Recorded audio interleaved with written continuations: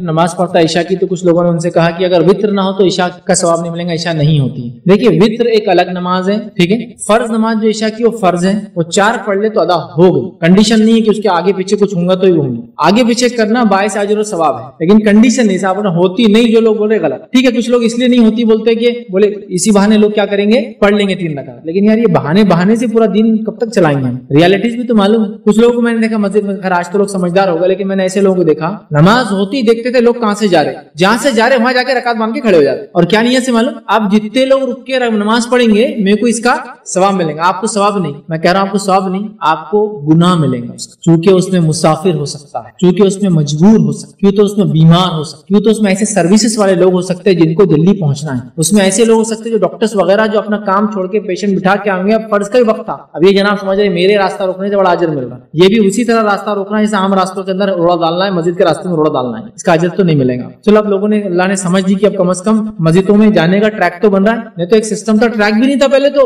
مطلب اب آپ کو پورا چیس کھیلتے ہوئے جانا پڑتا تھا، چیک میٹ پیچھے ہٹو، ادھر جاؤ ادھر سترا رکھو ادھر کرو، کرتے کرتے نکلنے تک وہ 4 رکعت جو ٹائم ہو جاتا تھا اس کو بیچارے، ٹھیک کرنا چاہیے مسجدوں میں سسٹم یہ ہونا چاہیے کہ دونوں طرف یا کم از کم ایک طرف ایسا کرنا چاہیے کہ پورا خالی ہو ٹریک، وہاں نماز کی جگہ ہی نہ ہونا چاہیے، مطلب کچھ بچھاوا ہی نہیں ہونا چاہیے، یا پھر کوئی ایسی چیز جس پہ لوگ پیدل پیر رکھتے ہو تاکہ لوگ نکل کے جائے، اور کم از کم ہر 3 کے صف کے بعد ایک سترے کی صف ہونا ہی چاہیے، تاکہ ہر 3 کے بعد سترے کی صف ہونے سے یہ 3 جتنا چاہے اندر جو کرنا ہے کر لے۔ اب پہلے ایک آدمی آئے سب سے پہلی نماز کے سب سے پہلے، اور اس کو بیٹھنا ہے سب سے آخر تک، تو مسجد بھر جائیں گے 25 صف پیچھے تک، تو یہ ہونا چاہیے، ٹھیک، تو لہٰذا وہ انہوں نے سسٹم بنا دیا کہ بھائی یہ پڑھ لیں گے بہانے سے، ایسا نہیں، 4 ہو گئی پڑھتا ہے بہت اچھا۔ اب کیا وتر کو چھوڑنے کا یا موقع نماز چھوڑنے کا گناہ ہے؟ تو اس معاملے میں جو علماء کے اقوال ہے اس میں سے ایک صحیح قول جو امام احمد بن حنبل رحمہ اللہ کا ہے، وہ قول یہ کہ ہمیشہ ترک کرنے والا واجبات اور موقع کو گناہ گار ہوگا، ہمیشہ ترک کرنے، لیکن کبھی پڑھتا ہے کبھی چھوڑنے والا انشاءاللہ نہیں ہوگا، چونکہ یہ فرض نہیں ہے۔ دوسرا جامع ترمذی کی روایت کے اندر اس کے فوائد بھی ملتے ہیں کہ جو شخص فرض نماز پڑھتا ہے اللہ رب العزت روز قیامت نماز کا حساب سب سے پہلے کریں گا، نماز کا حساب ہونے کے بعد اللہ نہ کرے اس کی فرض کم ہو جائے تو اللہ کہیں گا فرشتوں جاؤ دیکھو کوئی اس کی نفل ہے کیا، اور یاد ہے کہ فرض کے علاوہ تمام نمازیں نفل میں ہی آتی ہیں، نمازوں کی 2 قسمیں، صدقے کی 2 قسمیں، زکات مطلب وہی 2 قسمیں، صدقہ فرض صدقہ نفل، فرض صدقہ زکات نفل صدقہ، اس لیے زکات فرض زکات نفل لکھا ہوا تھا کبھی عربی کے اندر۔ نمازوں کی بھی 2 قسمیں، فرض نماز اور نفل نماز، حج کی بھی 2 قسمیں، فرض حج اور نفل حج، سب کی 2 قسمیں، فرض روزہ اور نفل روزہ، ٹھیک، جو نفل روزہ اللہ کے رسول ہمیشہ رکھتے ہیں اور نفل موقع کہلاتا ہے، جو نفل کبھی رکھتے کبھی رکھتے اس کو سنت کہتے ہیں، لیکن نفل کی ہے تو لہٰذا نفل لاؤ، اگر نفل ہوں گی تو بھر لی جائیں گی، ظاہر سی بات ہے وتر بھی ہوں گی، دوسری نمازیں بھی ہوں گی، تو پڑھنا چاہیے زیادہ سے زیادہ، ہمیشہ چھوڑنے والا گنہگار ہوگا، کبھی کبھار تو پڑھنے کی کوشش کرنا چاہیے، لیکن کیا چھوڑ دینے سے نماز نہیں ہوگی؟ نماز انشاءاللہ ہو جائیں گی، الگ ہی مسئلہ۔ آئے سوال کیا جیسے کہ بس ٹرین میں ٹریول کرے نماز کے وقت ہو جائے تو نماز کہاں پڑھنا؟ تو پہلے دیکھیے بس اور ٹرین میں یا کہیں بھی آپ ٹریول کرنے جائیں تو میری چند باتوں کو یاد رکھیں، پہلے آپ گھر سے نکلیں گے تو وضو کریں گے، اور وضو کرنے کے بعد آپ ساکس پہن لیں گے، جس کے بعد آپ کو پیر دھونا نہیں ہے، کب تک؟ سفر کے اندر 3 دن تک، اور شہر میں تو 1 دن تک۔ ایک آپ کا فائدہ ہوگا کہ آپ کو اپنا پیر دھونا ہے، نہ اس کے لیے کچھ محنت کرنا ہے، ساکس اتارو، شو اتارو، پیر کو اٹھاؤ اندر ڈالو، ویسے نہیں کرنا، صرف اس کو مسا کرنا ہے۔ مسا کیسا ہے کہ سیدھے ہاتھ کے لیے سیدھے ہاتھ میں تھوڑا سا بھگا کے لیا، اور جوتا اتار کے بھی ساکس کو اوپر سے ہاتھ کر دیا، اور الٹے ہاتھ سے الٹے ہاتھ کر لیا، ہاتھ کر دیا، یہ انشاءاللہ آپ کے لیے کافی ہو جائے گا، تو یہ مسا ایک فائدہ ہو گیا۔ سیکنڈ، اگر آپ نکل رہے ہو کسی نماز کا ٹائم ہو جائے، جیسے مثال کے طور پہ میں یہاں سے ایئرپورٹ جا رہا ہوں یا ریلوے اسٹیشن جا رہا ہوں، یہاں سے میں ایک لمبے سفر پہ 800 1000 کلومیٹر 200 400 500 کلومیٹر ٹریول کر رہا ہوں، یا بس اسٹیشن جا رہا ہوں، بس اسٹینڈ جا رہا ہوں، اب یہاں سے میں نکل رہا ہوں اور ظہر کا ٹائم آلریڈی ہو چکا ہے، تو کوشش کروں میں ظہر پڑھ لوں اور ظہر کے ساتھ ساتھ میں اثر کو ملا لوں، آگے میرا یہ مسئلہ تو یہاں حل ہو جاتا، اور ظہر کے ساتھ جو میں اثر پڑھوں گا اس کو خسر نہیں کروں گا، کیونکہ میں شہر کے اندر ہی ہوں، تو میں دونوں کو جمع کروں گا، لیکن خسر نہیں، 4 رکعت ظہر اور 4 رکعت اثر پڑھوں گا، تو یہ مسئلہ تو ختم ہو گیا آپ کا، ابھی نکل رہا ہے ایسا نہیں، آپ جب نکلے تو فجر کے بعد نکلے آپ، تو اب ظاہر سے ظہر بھی نہیں ہے، تو آپ وضو کر کے چلے گئے وہاں۔ اب جب آپ پہنچ گئے تو اب آپ کیا کریں، اگر آپ کو لگتا ہے سہولت ہے تو ظہر کے ٹائم میں آپ کیا کریں، ظہر اثر پڑھ لے آرام سے اول وقت میں، وضو میں آپ کو پیر نہیں دھونا ہے، آپ نے خالی وہ کیا، ایئرپورٹ بھی ہو سکتا ہے، بس اسٹینڈ پہ بھی، کہیں بھی آسانی ہے، یہاں تک پانی وغیرہ آج کل ساری چیزیں الحمدللہ بہت اچھی ہے، ٹرانسپورٹ بہت اچھا ہے، راستے بڑے اچھے ہو گئے اور سہولتیں بھی کافی ساری چیزیں، اب تو ٹرینوں میں پہلے مگے بھی نہیں ملتے تھے، اب تو ٹرینوں میں صابن بھی مل رہی ہے، آپ کو سوپ بھی دے رہے ہیں، معلوم آپ پانی وغیرہ پہ لکوڈ سوپ وغیرہ تک ہے، مطلب ابھی اسٹینڈرڈ بڑھ رہا ہے چیزوں کا، تو آپ آرام سے کر سکتے۔ آپ کو لگے نہیں بہت مشکل ہے، ایک ہی بار وضو کا موقع ملے گا، زیادہ ٹائم نہیں ہے، تو پھر کیا کریں آپ، معلوم آپ کو تاخیر کریں نماز کے اندر، اور اثر کے آخر وقت سے اتنا پہلے آپ وضو کر کے نماز کا ٹائم نکالے کہ 2 رکعت کر کے دونوں آپ پڑھ سکتے ہیں۔ تو آپ نے مثال کے طور پر 6 بجے مغرب کا ٹائم ہو رہا ہے، اور اثر کا ٹائم رہتا ہے سورج غروب ہونے سے پہلے تک، مطلب لال ہونے سے پہلے، یہ افضل मुफस्सल है, और नहीं तो गुरूब होने से पहले तक। तो लाल समझो सूरज होना चालू हो रहा है समझ लीजिए 5 बजे से या 5:30 बजे से, और 5 बजे उसका ऐसा वक्त है कि जब लाल नहीं होगा, लेकिन अभी लाल होने के करीब है। तो आपने क्या किया, वजू करके 2 रकात ज़ोहर 2 रकात असर पढ़ ली। अब आप वहीं बैठे रहे या उसी जगह रहे और आपने 5:15 तक कर लिया।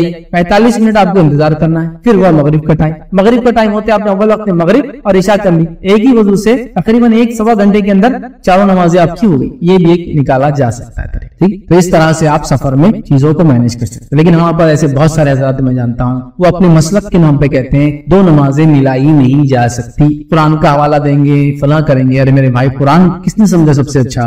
नबी अकरम सल्लल्लाहु अलैहि वसल्लम। उनकी जिंदगी देखना पड़ेगी ना कि कुरान ने अगर कहा कि नमाज का हमने एक मुकर्रर वक्त रखा है तो उसका क्या माना है, किस सेंस में है, कुछ समझने को हम लोग तैयार नहीं। बस वो एक बिल्कुल जबरदस्ती। और फिर चक्कर में क्या करते मानो आपको, ट्रेनों को बीच में बंद करके खड़े नमाजें पढ़ रहे हैं। खामोखा ट्रेनों से उतर के नमाज पढ़ते, ट्रेन छुट्टी तो फिर नमाज तोड़ के भाग रहे हैं। वीडियोस तो हर जगह आपको मौजूद है। खामोखा के फ्लाइटों में खड़े हो जा रहे हैं नमाज के लिए। समझने की जरूरत है भाई मेरे, कब क्या कैसे क्यों करेंगे। और आप देखिए ट्रैवलिंग इतनी कॉमन, चूंकि इतनी ज्यादा लोग कर रहे हैं, ये सहूलतें नहीं देने से क्या हो रहा है, आप लोगों को मुश्किल में डाल दे। और कई लोग नमाज से इसलिए छोड़ देते हैं, या जानता अपने मसलक में ये नहीं, चल छोड़। अब जोहर के टाइम में जोहर का वजू करना है, इतने रेल में जाके जिसमें रश है, फिर असर के टाइम पे असर का वजू करना, फिर मगरिब के टाइम पे मगरिब का करना, फिर खसर भी नहीं करते मानो, ना जमा करते ना खसर करते हैं। हाँ वो पूरा बेड़ा उठाए हुए की पूरी सख्ती अपने ऊपर लागू करेंगे हम लोग। नबी अकरम सल्लल्लाहु अलैहि वसल्लम ने जमा भी किया, खसर भी किया, बिला वजह के 2 नमाजों को मुकम्मल जमा भी किया, खसर नहीं किया लेकिन जमा किया। कभी बारिश के बगैर बारिश की भी आपने किया ताकि उम्मत को मशक्कत ना हो। लेकिन हमारा मामला है कि जब तक सख्ती ना होना तो वो लगता दीन नहीं। जैसा दीन आसान है तो यहाँ दीन बहुत मुश्किल है। कैसे मुश्किल है? केला खाने का तरीका बताओ, तरबूज कैसा काटेंगे बताओ, बहुत मुश्किल है। मेरा अकल बोले जितने आसानी तरबूज कट सकता, फट सकता या टूट सकता या फोड़ा जा सकता कर लो, खान कोई तरीका ही नहीं उसका। इस मामले में कोई गाइडेंस नहीं। गाइडेंस आपको है दीन और शरीयत के अहकाम को पूरा कैसे करना है, तौहीद का क्या माना, नमाज कैसी कायम करना, ज़कात कैसे देना, ये सब बताया गया। दुनिया के मामले में इख्तियार आप गाड़ी की चाबी आगे लगाते वहां रखो, गाड़ी की चाबी पीछे लगा के आगे से चालू करना, जो करना करो, आपका मसला है। दुनिया में कुछ भी करो, आप जितने चाहे नए नए काम करो, दीन में नहीं। तो यहाँ हम खामखा दीन को मुश्किल बताते हैं और दुनिया को आसान बताते हैं, नतीजतन लोग अमल नहीं करते। एक साहब एक बार बोलने लगे कि अल्लाह का बड़ा फजल है, मुफ्ती कहते हैं अपने आप को, अल्लाह का बड़ा फजल है। बोले कि अल्लाह ने पूरा दीन हम तक नहीं पहुंचा, पूरी सुन्नत हम तक नहीं पहुंचाई। अगर पूरा दीन और पूरी सुन्नत हम तक पहुंच जाती तो इतनी मुश्किल हो जाती जिंदगी में। बोले बताइए दोस्तों मेरे, केला कैसा खाते हैं, क्या सुन्नत तरीका है, तरबूज कैसे खाते हैं? तो अल्लाह का फजल है बोले कि कुछ सुन्नतों को और कुछ दिन को हम तक पहुंचाया नहीं, बोले ताकि हमको आसानी हो जाए। मैंने कहा जबरदस्त बात बोले, मतलब क्या बोलेंगे इसको, मतलब अब कोई बाकी नहीं रहा। यहाँ यहूदियों ने कहा कि अगर ये आयत हम पे उतरती, कौन सी आयत, कि आज हमने तुम्हारा दिन तुम पर मुकम्मिल कर दिया, है ना, जो आयत नाज़िल हुई नबी अकरम सल्लल्लाहु अलैहि वसल्लम पर, याद रखिए कि आज हमने तुम्हारा दिन तुम पर मुकम्मिल कर दिया। ये आयत नाज़िल हुई तो यहूदी ने कहा अगर ये आयत हम पर नाज़िल होती ना तो खुशी में आते। यहूद भी समझ गया दिन मुकम्मिल हो गया, इन्होंने अब तक नहीं समझे, बोले पूरा नहीं आया, अगर आ जाता तो मुश्किल हो जाती। ठीक कि जब नमाज में हो तो हम देखें, इसलिए कि ये शैतान का अटैक है, हमला है। वो नहीं चाहता कि इंसान कोई भी काम दिल जोई से पूरा दिल लगा कर करे, और खास तौर से रब को जो राजी करने वाले अमाल है उसमें तो बहुत ज्यादा वो याद दिलाता है, ये काम करना है, फला करना है, इधर देखो उधर देखो, यहाँ क्या चल रहा है वहाँ क्या चल रहा है। तो आपने फरमाया तो शैतान का अटैक है जो इंसान पर होता है। हमें कोशिश करना चाहिए कि हम नमाज के अंदर सर को इधर उधर ना घुमाएं, आंखों से ऊपर नीचे दाएं बाएं ना देखें। ये बिल्कुल पसंदीदा अमल नहीं है, बल्कि ये शैतान हमारी नमाजों को, इबादत को कमजोर करने के लिए ये काम करता है। इस बात को हम ज़हन में रखें। दूसरा काम, आसमान की तरफ नमाज में देखना, ऊपर की तरफ नमाज में देखना, ये दुरुस्त नहीं। इब्तिदाई दौर में आप सल्लल्लाहु अलैहि वसल्लम जब नमाज पढ़ाते तो बहुत सारी चीजों की इजाजत थी। जैसे कि कोई सलाम करता तो सहाबा जवाब दे देते थे, जब सलाम फेरा जाता तो हाथ उठाकर सलाम फेरा जाता था, ठीक, अस्सलामु अलैकुम रहमतुल्लाह, अस्सलामु अलैकुम रहमतुल्लाह। नमाज में कभी कभार जरूरत की बातें भी कर ली जाती थी, ये इब्तिदाई मराहिल थे। इसी तरह नमाज में आसमान की तरफ भी सहाबा देखते थे, जैसा खुद अल्लाह ने कुरान में फरमाया कि हम बार बार आपके चेहरे का आसमान की तरफ उठना देखते हैं। आप सल्लल्लाहु अलैहि वसल्लम नमाज में पढ़ते, दुआ करते और आसमान की तरफ देखा करते ताकि किबला जो है रुख बदल दिया जाए। कुरान के अंदर ये कि हम आपके चेहरे का बार बार आसमान की तरफ उठना देखते हैं, आज से हम किबले को जो है बदलते हैं और अब तुम जहां कहीं भी रहो मस्जिद हराम की तरफ अपना चेहरा किया करो। तो ये इब्तिदाई दौर था, लेकिन बाद में आपने चेहरे को ऊपर उठाने से नमाज में मना कर दिया। याद रखिए, बहुत सारे लोग बिना किसी वजह के चेहरे को नमाज में ऊपर उठाते रहते हैं, हर थोड़ी देर को ऊपर उठाते रहते हैं, ठीक, कोई वजह नहीं होती है उनके पास। एक आदत सी बन जाती है कि एड़ियों पर उचकते हैं नमाज में और चेहरे को ऊपर ले जाते हैं। चेहरे को नमाज में नीचे, मैंने जैसा बताया, नीचे रखना चाहिए। आप सल्लल्लाहु अलैहि वसल्लम फरमाते और कहते हैं, सही बुखारी और सही मुस्लिम की रिवायत आपने फरमाया और कहा, जो लोग नमाज में अपनी नजर आसमान की तरफ उठाते हैं वो इस काम से रुक जाएं, और आगे फरमाया या फिर इनकी जो है निगाहें उचक ली जाएंगी। मतलब जो लोग नमाज की हालत में ऊपर अपना चेहरा कर रहे हैं वो इस अमल से रुक जाए, कहीं ऐसा ना हो कि अल्लाह ताला इनकी नजरें नजरे उचक ले, मतलब इनकी बीनाई, इनकी रोशनी, इनकी आंखों से वो देखते हैं उसको छीन लिया जाए। तो नमाज की हालत में ऊपर देखना और चीजों को देखना याद रखिए ये मना है, और खास तौर से ऊपर के ताल्लुक से नबी अकरम सल्लल्लाहु अलैहि वसल्लम मना किया कि नमाज में ऊपर की तरफ ना देखो, कहीं तुम्हारी निगाहें अल्लाह रब्बुल इज्जत इस अमल की वजह से छीन ना ले, मतलब ये गलत अमल है, इससे अपने आप को हमको रोकना चाहिए, याद रखें। इसी तरह जो है नमाज की हालत में जो है पहलुओं पर हाथ रखना, पहलुओं पर हाथ रखने से मुराद जो है नमाज के, जैसे कि आज हमने एक रिवायत में फरमाया कि कोई नमाज की हालत में कोक पर हाथ ना रखे, एक में कि पहलुओं पर हाथ ना रखे, मतलब इस तरह से ना खड़ा हो, ठीक। नमाज में ये जो हिस्सा होता है पहलू मतलब साइड का जो हिस्सा होता है, ठीक, इस पर हाथ रखकर खड़े होने से मना किया गया नमाज की हालत में। इसके पीछे क्या वजह रही हदीस में वल्लाहु आलम की, क्यों आपने इस अमल से रोका, क्या करते थे लोग ये नहीं पता, लेकिन एक बात तो जाहिर है कि अगर कोई इंसान हाथ नहीं बांध सकता किसी वजह से और रख सकता है तो वो फिर रखे हाथों को छोड़ दे फिर नीचे, लेकिन पहलुओं पर रखना नमाज की हालत में, या कोक पर हाथ रखना मतलब पेट के इस हिस्से पे हाथ रखना, इस तरह से नमाज की हालत में नबी अकरम सल्लल्लाहु अलैहि वसल्लम ने मना किया है, ठीक। इसी तरह जो है लटके हुए बालों को या आस्तीन के कपड़े को या फिर कुर्ते को या फिर कोई और इंसान जो ड्रेस आजकल लोग पहन ले रहे हैं बार बार दुरुस्त करना, जैसे कि बाल सामने आ रहे हर बार पीछे ले जा रहा है, आस्तीन जो है आदत होती है कुछ लोगों को खींच के, हालांकि वो फोल्ड नहीं करते, अब नमाज में भी उतर जाती है फिर नमाज में खींचते, फिर वो नीचे उतर जाती है फिर खींचते, या फिर कुर्ते को उनको ऐसा शक होता है कि वो नमाज में पीठ में अटक गया होगा, पैंट के अंदर पैजामा चला होगा, हर बार जब खड़े होते हैं तो कुर्ते को पीछे से खींचकर सीधा करते हैं, ठीक है। इसी तरह जो है अपनी पैंट को या किसी भी चीज को, कपड़े को बार बार नमाज में सुधारना ये दुरुस्त नहीं है। एक आध बार हो जाए, जरूरत के तहत हो जाए तो एक अलग चीज है कि वो अटक गया है, किसी के पैर में अटक रहा है, हर बार मेरा कुर्ता इतना लंबा है तो मैं समेट सकता हूँ, लेकिन कंटिन्यूअसली सिर्फ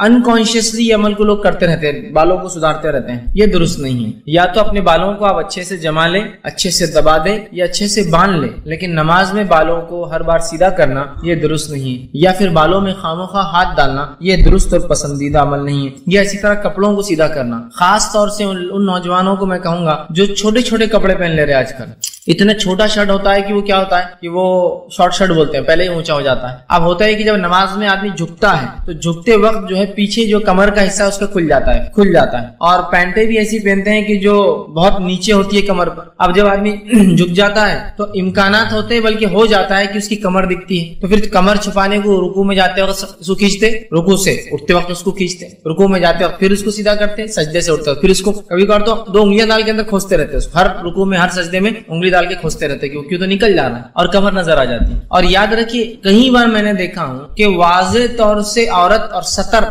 छुपाने का हिस्सा भी उनका खुल जाता है रुकू, वाज़े तौर से इतने नीचे पैंट और इतना ऊंचा शर्ट होता है कि जब वो रुकू करते हैं या सजदे करते हैं तो वाज़े तौर से कमर दिख जाती है अंदर की। और नमाज की हालत में सतर दिखने से, सतर खुल जाने से नमाज टूट जाती है, वजू नहीं टूटता है लेकिन नमाज टूट जाती है। तो अपनी नमाज की खैर मनाएं और ऐसे कपड़े ना पहने जो कपड़े आपकी नमाज को या हमारी नमाज को बर्बाद और खराब करते हैं। याद रखें, क्यों ऐसे लिबास पहने जिसकी वजह से नमाज ही ना हो सके, ठीक है। लेकिन मैं हरगिज़ नहीं कह रहा हूं कि नमाज छोड़ दे, लेकिन नमाज पढ़ते रहे और नमाज को सही अंदाज से पढ़ते रहे। तो लिहाजा शॉर्ट शर्ट नमाज में पहन रहे हैं या ऐसी पैंटें जो कमर तक आती है, नीचे तक आती है, जब रुकू करते हैं तो पीठ नजर आ जाती है, या रुकू करते वक्त या सजदे में जाते वक्त कंटिन्यूअसली फिक्र जहन में होती है कि इसको सीधा करना है, इसको सीधा करना है, ये दुरुस्त नहीं। इसलिए कि नमाज में खामोखा कपड़ों से खेलना, सुधारना, डालना, जमाना ये दुरुस्त नहीं है। इसी तरह बालों को पीछे करना हर थोड़ी देर को नमाज की हालत में जिनके लंबे होते हैं ये दुरुस्त नहीं होगा। इसलिए कि नबी अकरम सल्लल्लाहु अलैहि वसल्लम फरमाते हैं और कहते हैं, सही मुस्लिम की रिवायत आपने फरमाया,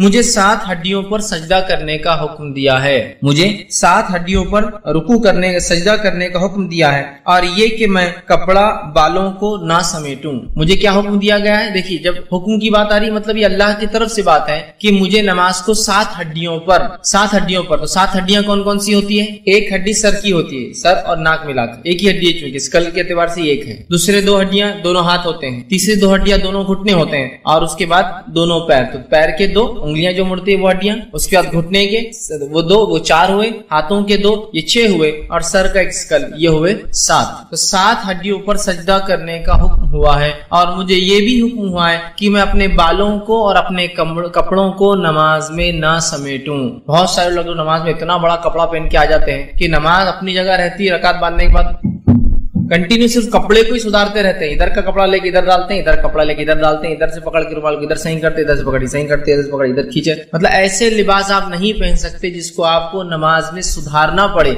इसलिए कि नमाज खुशू के लिए है, कपड़ों को सुधारने के लिए नहीं है, कपड़ों को समेटने वाला अमल नहीं है ये। तो कपड़े समेटते रहते पूरी नमाज भर। और कभी कभार लोग ताज्जुब करते हैं कि नमाज पढ़ रहा है क्या कर रहा है, हर उसमें हो जाता है। कभी कोई नमाजी का सीन कैमरे में आ जाए, समझ लीजिए होता है कभी कुछ मसाजिद में कैमरे होते हैं जिसको लाइव देखते हैं, इतनी हरकत कि दूसरा आदमी ताज्जुब में पड़ जाता है, इसकी नमाज सही है मेरी नमाज सही है। और इतनी हरकत तो, और उम्मन अल्हम्दुलिल्लाह हिंदुस्तान में लोग बहुत कम हरकत नमाज में करते हैं, लेकिन बिलखुसूस अरबों को देखा गया इतनी हरकत नमाज में करते हैं, वो भी ये वाली बालों को सुधारने वाली और कपड़ों को सुधारने। जबकि आपने फरमाया मुझे 7 हड्डियों पर सजदा करने का और कपड़ों और बालों को ना समेटने का हुक्म दिया गया है, मतलब इस बात का खास ख्याल रखने का कहा गया कि ये अमल मुझसे ना हो। तो ऐसा लिबास मत पहनिए फिर जिसको आपको समेटते रहना पड़ रहा है। ठीक, इतना लंबा पहन लिया कि बाजू वाले का अटकता है तो आप नमाज में सोच रहे कि पहले खींच लो ताकि वो अटक ना जाए, या उठते वक्त कोई पीछे का नमाजी उसका सर रगड़ा ना जाए तो इतना लंबा है कि सजदा उसका उस पे हो रहा है, या पीछे का नमाजी परेशान है तो झुकते भी है तो फिर समेटते हैं, जमा करते हैं। मत पहनिए फिर। चुस्त लिबास का इस्लाम हुक्म नहीं देता बहुत टाइट, लेकिन इतना भी वो मत कीजिए कि उसको समेटने के अंदर आपका वक्त जाया हो। तो आप सल्लल्लाहु अलैहि वसल्लम ने कपड़े को समेटना, बालों को समेटने से मना किया है। ठीक है, इसी तरह जो है आप सल्लल्लाहु अलैहि वसल्लम फरमाते हैं और कहते हैं नमाज के ताल्लुक से, जिसके अंदर जो उम्मन हम अमल करते हैं वो ये है कि उंगलियों को उंगली में डालना और उससे आवाज करना लोग करते हैं नमाज की हालत में। उंगली जैसा नमाज में खड़े हो जाते और खड़े खड़े फिर कंटिन्यू नमाज चालू, फिर ये उंगली लिया फिर तोड़ ली, फिर कंटिन्यू नमाज चालू, ये हाथ डाल के फिर कंटिन्यू नमाज चालू, या उठते वक्त आप देखिए नमाज यूं करते फिर कंटिन्यू नमाज चालू। ये मना है। उंगलियों का नमाज की हालत में तोड़ना या उनको अंदर एक में एक डाल के इस तरह से, जिसको चटखारे लेना कहेंगे, उंगलियां आवाज करती जिसकी वजह से, ये नमाज की हालत, इसलिए कि खुशू के खिलाफ है। अब जैसी उंगलियां टूटने की आवाज आएंगी बाजू वाला भी परेशान होता है क्या हो रहा है, उसका भी कॉन्सेंट्रेशन हलता है। ठीक, और वो भी देखता है कि मैं क्या हो रहा है, तो ये दुरुस्त नहीं है। तो अपने जो है हाथों को खेलना इस तरह से दुरुस्त नहीं है। नबी अकरम सल्लल्लाहु अलैहि वसल्लम फरमाते, इब्न माजा की रिवायत है, नमाज में अपनी उंगलियों को ना चटखाओ, मतलब ना तोड़ो, उनकी आवाज ना करो नमाज की हालत में। तो नमाज में उंगलियों को नहीं तोड़ना चाहिए, इस बात को भी हम याद रखें। इसी तरह नमाज की हालत में जो चीज नापसंदीदा है वो ये है कि सजदे की जगह पर एक से ज्यादा मर्तबा अगर कंकरियां या कुछ चुभने वाली चीजें तो कंटिन्यू उसको साफ करना या हटाना, या अपने सर को साफ करना और हटाना। नबी अकरम सल्लल्लाहु अलैहि वसल्लम ने मना किया कि बार बार कोई या तो सजदे की जगह को साफ करे या तो अपने सर को साफ करे। अब ये चीज कहाँ कहाँ लागू हो सकती है? एक, जहाँ धूल है,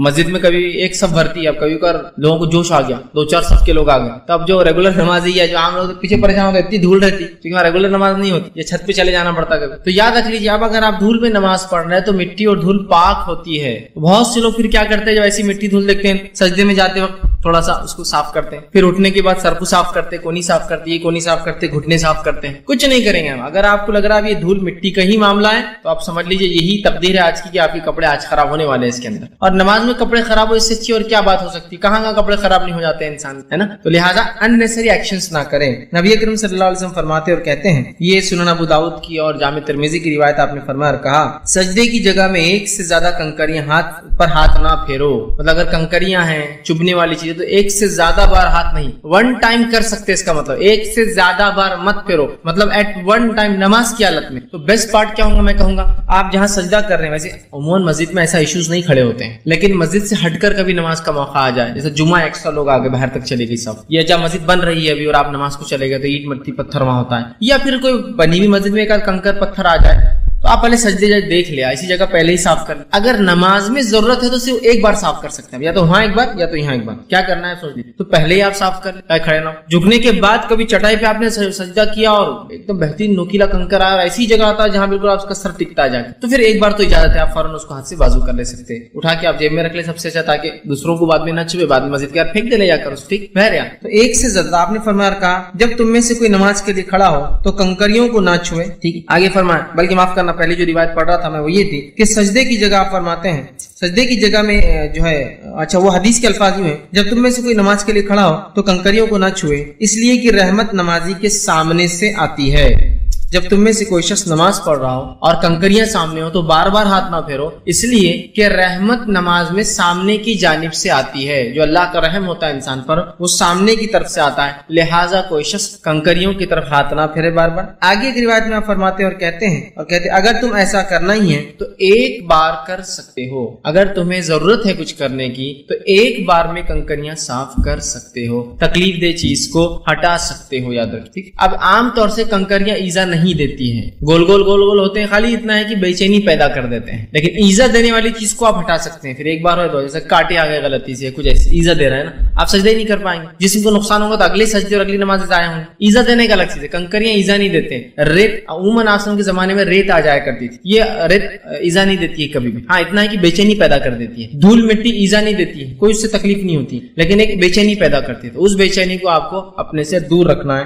تو نماز میں درست نہیں. بہت سارے لوگ نماز میں ہر سجدے میں کنکر صاف کرتے ہیں، ہر سجدے میں سر صاف کرتے ہیں، ہر سجدے میں دھول لگ جانے کا اندیشہ ہے. تو بہت سے لوگ تو میں سجدے سے اٹھتے وقت ہاتھ بھی صاف کرتے ہو دیکھا. سجدے میں جانے سے کبھی دھول لگنے کا امکان ہے تو ہاتھ بھی صاف کرتے ہیں. اٹھتے اٹھتے گھٹنے کو بھی ایک بار ایسا ہاتھ سے صاف کرتے ہوئے ہاتھ کو صاف کرتے پھر کھڑے ہوتے ہیں. بالکل درست نہیں ہوگا. ہم ایک بار کو حرکت کرنا ہے تو کیجیے، اس سے زیادہ یہ عمل کثیر کہلائیں گا. ایک خامخواہ کا ایسا عمل جو نماز کا حصہ نہیں آپ کر رہے ہیں وہ کہلائیں گے. ٹھیک. اسی طرح جو ہے آپ سے فرماتے ہیں اور کہتے ہیں اس کے علاوہ اور کوئی بھی ایسا عمل جو بے قاعدہ ہو، جو نماز کی درستگی میں نہیں ہے، نماز کا پارٹ نہیں، وہ نہیں کرنا چاہیے. کچھ بھی ہو سکتا بے قاعدہ، جیسا کہ لباس کو سیدھا کرنا، بار بار داڑھی میں بار بار ہاتھ ڈالنا، مونچھوں کو نماز کی حالت میں سدھارنا، بالوں کو نماز کی حالت میں سدھارنا. ایکسٹرا ہے. کپڑے کو چھوٹا پہن کے آگے تو ہر بار نماز میں کھوستے رہنا، یا ان نکلنے کا ڈر ہے تو ہر بار کھڑے ہو گئے. کچھ لوگ وہ کرتے ہیں. یا کچھ لوگ تو پورا نماز سے اٹھنے کے بعد پورا ادھر کا پاجامہ اوپر، ادھر کے پینٹ ادھر سے کھینچتے پھر ہر بار نماز کے لیے کھڑے ہوتے ہیں. ٹھیک. تو یہ درست نہیں ہو کوئی بھی عمل. یا پھر نماز میں خامخواہ آوازیں نکالنا. بہت سارے لوگ نماز کے اندر جو ہے ڈکارے لیتے ہیں، حالانکہ وہ ڈکار فطری نہیں ہوتی ہے. فطری آ جائے تو اجازت ہے، غیر فطری ڈکارے لیتے ہیں. غیر فطری ڈکارے کیا تو اور اتنی دیر تک چلتی ہے اور وہ ڈکار سمجھ میں آتی ہے کہ لی جاتی ہے جو ہوتا ہے ایکسٹرا. نماز میں ڈکار نہیں. یا نماز میں اچکتے ہیں ایڑیوں پہ، ہر تھوڑی دیر ایڑیوں پہ جاتے اور آتے ہیں. ٹھیک. جیسا کہ کوئی ایکسرسائز چل رہی ہے اس کے اندر، یا پتہ نہیں کوئی نماز کا عمل ہے کہ اس طرح سے کیا جائے. یہ تمام کام اور بھی جو نماز کو کمزور کرتا ہے، نماز کے عمل میں ڈسٹربنس پیدا کرتا ہے، جو نماز کا پارٹ نہیں ہے. پارٹ کو نہیں کہہ رہے تو آپ بولیں گے ہاں دیکھو آپ لوگ نماز میں انگلی کو حرکت دیتے ہیں نا، ہم کو ڈسٹرب ہوتا. یہ نماز کا پارٹ ہے. نہیں آپ لوگ رفع دین کرتے نا، اس سے ڈسٹربنس ہوتا ہے. یہ نماز کا پارٹ ہے. جو نماز سے ہٹ کر اعمال ہے ان کو نہیں کرنا چاہیے، اس لیے کہ اس سے آدمی ڈسٹرب ہوتا ہے. فطری عمل سے آدمی ڈسٹرب ہوتا ہے، غیر فطری عمل سے آدمی ڈر بھی جاتا ہے، ڈسٹرب بھی ہوتا ہے. ٹھیک ہے. تو یہ کام نماز میں نہیں کرنا چاہیے. اب وہ کام جو نماز کی حالت میں کرنا منع ہے یا جس سے نماز خراب ہو سکتی، وہ بھی انشاءاللہ دیکھیں گے. کچھ اور باقی چیز. اسی طرح نماز میں سکون اختیار کرنا چاہیے. تو ایسا کوئی بھی کام جیسے بال جما رہے، ڈکار لے رہے، یہ سب کیا ہوتا ہے؟ سکون کے خلاف ہے. صحیح مسلم کی روایت ہے، آپ صلی اللہ علیہ وسلم فرماتے ہیں کہتے ہیں نماز میں سکون اختیار کرو. آپ فرماتے ہیں اسکنوا فی الصلاۃ، نماز میں اے لوگوں سکون اختیار کرو. تو ہمیں چاہیے کہ ہم نماز میں سکون اختیار کریں، خامخواہ نہ. اسی طرح جس چیز سے نماز کے اندر پسندیدہ نہیں ہے، نہیں کرنا چاہیے، ان میں یہ چیز بھی ہے کہ رکوع یا سجدے میں قرآن کی قرأت کرنا یہ درست نہیں ہے، یا قرآن کو پڑھنا درست نہیں ہے. بہت سے لوگ سوال کرتے ہیں کیا سجدے میں قرآن پڑھ سکتے ہیں یا رکوع میں قرآن پڑھ سکتے ہیں؟ تو آپ صلی اللہ علیہ وسلم منع کیا اور آپ نے فرمایا، کیسے مسلم کی روایت ہے، مجھے رکوع اور سجدے میں تلاوت قرآن سے، قرآن کی قرأت سے منع کیا گیا ہے. تو رکوع اور سجدے میں نماز میں قرآن آپ نہیں پڑھ سکتے. اسی سے کچھ علماء لکھتے ہیں کہ نماز کی مطلب سجدے اور رکوع میں نماز میں قرآنی دعائیں بھی نہیں پڑھنا. دعا کر سکتے آپ، وہ دعائیں جو آپ سے ثابت ہے وہ کیجیے، یا پھر اپنی زبان مطلب عربی کے اندر جو دعائیں آپ کو یاد ہے آپ وہ کر سکتے ہیں. لیکن نماز میں جو ہے قرآنی دعائیں نہیں کر سکتے، مطلب رکوع اور سجدے میں. اس کے علاوہ آپ کیجیے، قیام میں کر سکتے، منع نہیں. بہت سارے آپ سے خود ثابت ہے، لیکن ان میں رکنا چاہیے. تو لوگ سوال کرتے ہیں تو یہ بھی پسندیدہ نہیں. اسی طرح جب انسان کو رفع حاجت، پیشاب یا پیخانے کی ضرورت ہو، اس حالت میں نماز پڑھنا درست نہیں ہے بلکہ منع ہے. بہت سارے لوگ کیا کرتے ہیں، ارے اب وضو کرنا بہت جان پیارا، جو وضو ہے اس کو کنٹینیو کر لیتے ہیں، حالانکہ پیشاب بہت زور سے آ رہا ہے، لیکن اب وضو بھی ٹوٹ جائے گا، پھر نماز. مجبوری الگ چیز ہے کہ ایک ہی رکعت باقی ہے اور اس کے بعد جماعت نہیں ہے، تو جماعت کا ثواب جا رہا ہے، الگ چیز ہے. تو آدمی کبھی کنٹرول میں ہوگا، لیکن عمومی حالت میں یہ پسندیدہ عمل کبھی کبھار ہو جائے تو ٹھیک ہے، ہمیشہ پسندیدہ نہیں ہے آپ صلی اللہ علیہ وسلم. اور اسی طرح جب انسان کو کھانے کی ضرورت ہو اور بھوک لگی ہو تب بھی نماز پڑھنے سے منع کیا گیا ہے. ٹھیک. اس لیے کہ جب انسان پیشاب اور پیخانے کی ضرورت محسوس کرے گا تو کیا اللہ کی عبادت میں اس کا کوئی دھیان رہے گا؟ بتائیے آپ. اور اسی طرح اگر بھوکا ہو تو کیا انسان کانسنٹریٹ کر سکتا اپنی نماز میں؟ ٹھیک نہیں کر سکتا. تو اسی لیے اللہ کے رسول نے فطری چیزوں کو और इस्लाम ने फितरी चीजों को अव्वल दर्जा दिया है, कहा कि पहले कर लो। और आप सल्लल्लाहु अलैहि वसल्लम फरमाते हैं और फरमाया और कहा, और देखिए हदीस के अल्फाज इस तरह से, ये सुनन अबू दाऊद की रिवायत है, खाने की मौजूदगी और पैखाने या पेशाब की हाजत में नमाज जायज नहीं है। ला सलाता आपने लफ्ज इस्तेमाल किया, नमाज नहीं है जब इंसान को खाने की जरूरत महसूस हो और पेशाब या पैखाना जाना हो तो तब वो नमाज नहीं पढ़ेगा। तो अगर लोग सवाल करते क्या खाना है, भूखे हैं, हम नमाज पहले पढ़ ले, तो खाना पहले खा लीजिए। जरूरत से फारिग होना है तो पहले हो जाइए, फिर नमाज के लिए खड़े हो, ये ज्यादा बेहतर है। इसी तरह जो है तशहुद में एड़ियों पर बैठने से आपने मना किया। एड़ी मतलब क्या है? पैर को इस तरह से मोड़ देना और पैर की जो ऊपर की हड्डी, एड़ी जिसको कहते हैं, पिछला हिस्सा पैर का, वो ऊपर आ जाता है और दोनों एड़ियों पर कमर रखते हैं। ये अमल दुरुस्त नहीं है। एड़ी पर बहुत से लोग बैठते हैं, दोनों एड़ियों को मतलब दोनों पैरों को मोड़ते हैं, एड़ी ऊपर आ जाती है और उस पर कमर अपनी रखते हैं। ऐसा बैठने से मना किया गया है, याद रखिए। इस बात का हम खास तौर से ध्यान दें। आप सल्लल्लाहु अलैहि वसल्लम फरमाते हैं, सही मुस्लिम की रिवायत फरमाया, रसूल अकरम सल्लल्लाहु अलैहि वसल्लम फरमाते हैं, शैतान की तरह मत बैठो, मतलब एड़ियों पर मत बैठो। आपने एक शख्स को देखा वो एड़ी पर बैठा था, आपने कहा शैतान की तरह मत बैठो। मैं आयशा फरमाती है वो एड़ी की बल बैठा था, इसका मतलब एड़ी पर मत बैठो, मत बैठो। और सजदे की हालत में अपने हाथ को जानवरों के जैसा, दरिंदों के जैसा, ये की रिवायत में अल्फाज है कुत्ते के जैसा ना रखो, मतलब सजदा जब करते वक्त पूरा हाथ नीचे ना रखो बल्कि सिर्फ हथेली नीचे और हाथ ऊपर उठना चाहिए। ये हुक्म मर्द के लिए भी और ये हुक्म औरत के लिए भी है। बहुत सारी औरतें जब सजदा करती है तो बिल्कुल वो दरिंदों की तरह, जानवर की या कुत्ते की तरह कि दो पूरा हाथ और पूरी कोनी जमीन पर लगी होती, नहीं, कोनी जमीन से उठना चाहिए नमाज की हालत में। नबी अकरम सल्लल्लाहु अलैहि वसल्लम को देखा गया, आप नमाज में सजदे की हालत में जब हाथ टेकते तो कोनियां इतनी उठ जाती कि आप सल्लल्लाहु अलैहि वसल्लम का कपड़ा अगर लिबास छोटा होता तो बगल की सफेदी नजर आया करती, बगल की सफेदी पीछे देखने वाले को नजर आ जाती। इसलिए कि सहाबा के बाद बहुत कम कपड़ा मैसर होता था और बहुत सी बार रिवायत में आता था एक चादर लेते थे वो लोग, चादर को बीच में से सुराख करके सर से डाल लेते थे और बाजू से बांध लेते थे, समझे आप? तो जिसकी वजह से ये हिस्सा खुला रहता है, उसमें ये सब पैक नहीं हो पाता है कभी। और जब आदमी नमाज पढ़ेगा सजदा यूं करेगा तो ये खुल जाएगा तो अंदर बगल दिख जाता है, समझ रहे आप? तो आपके बगल की सफेदी नजर आ जाती। तो लिहाजा आपने एड़ियों पर बैठने से कायदे में मना किया है, ठीक है? एड़ियों पर, एक एड़ी पर बैठना तो खुद सुन्नत से साबित है। नमाज में अगर दो कायदे हैं तो पहले कायदे में आप एक पैर को मोड़ देंगे, उल्टे पैर को मोड़कर उस पर कमर टेकेंगे और एड़ी बाजू से ऐसी खड़ी रहेंगी, ये तो पहला हुआ। दूसरे कायदे में क्या करना है आपको? अगर नमाज में दो कायदे हैं तो आप उल्टे पैर की मांडी पर बैठेंगे और उल्टे पैर को सीधे पैर के नीचे से बाहर निकालेंगे। तवर्रुक कहते हैं उसको अरबी में, कि उल्टा पैर ऐसा रखा हुआ है आपका, माफ करना, सीधा पैर और उल्टा पैर की मांडी पर आप बैठे हैं लैप पर, और वो पैर टेढ़ा होकर ऐसा बाहर, जैसा औरतें हमारे पास करती है आमतौर से, मर्द नहीं पढ़ते वैसे, तवर्रुक करती है औरतें, देखिए उनके कायदों में वो सुन्नत है आसन की। तो बहरहाल वो करना चाहिए। तो एड़ी पर बैठना नमाज में दुरुस्त नहीं है, पहले उसमें भी एड़ी बाहर रहेंगी और दूसरे उसमें पैर उसके नीचे से निकाला जाएगा, याद रखें, ठीक है? तो बहरहाल एड़ी पर बैठने से आपने मना किया है नमाज की हालत में। तो बहुत से लोग एड़ी बैठते हैं, वो एहतियात करें। और दरिंदों के जैसे अपने सजदे में हाथ रखने से भी आपने मना किया था, जानवरों के जैसा हाथों को पूरा रखना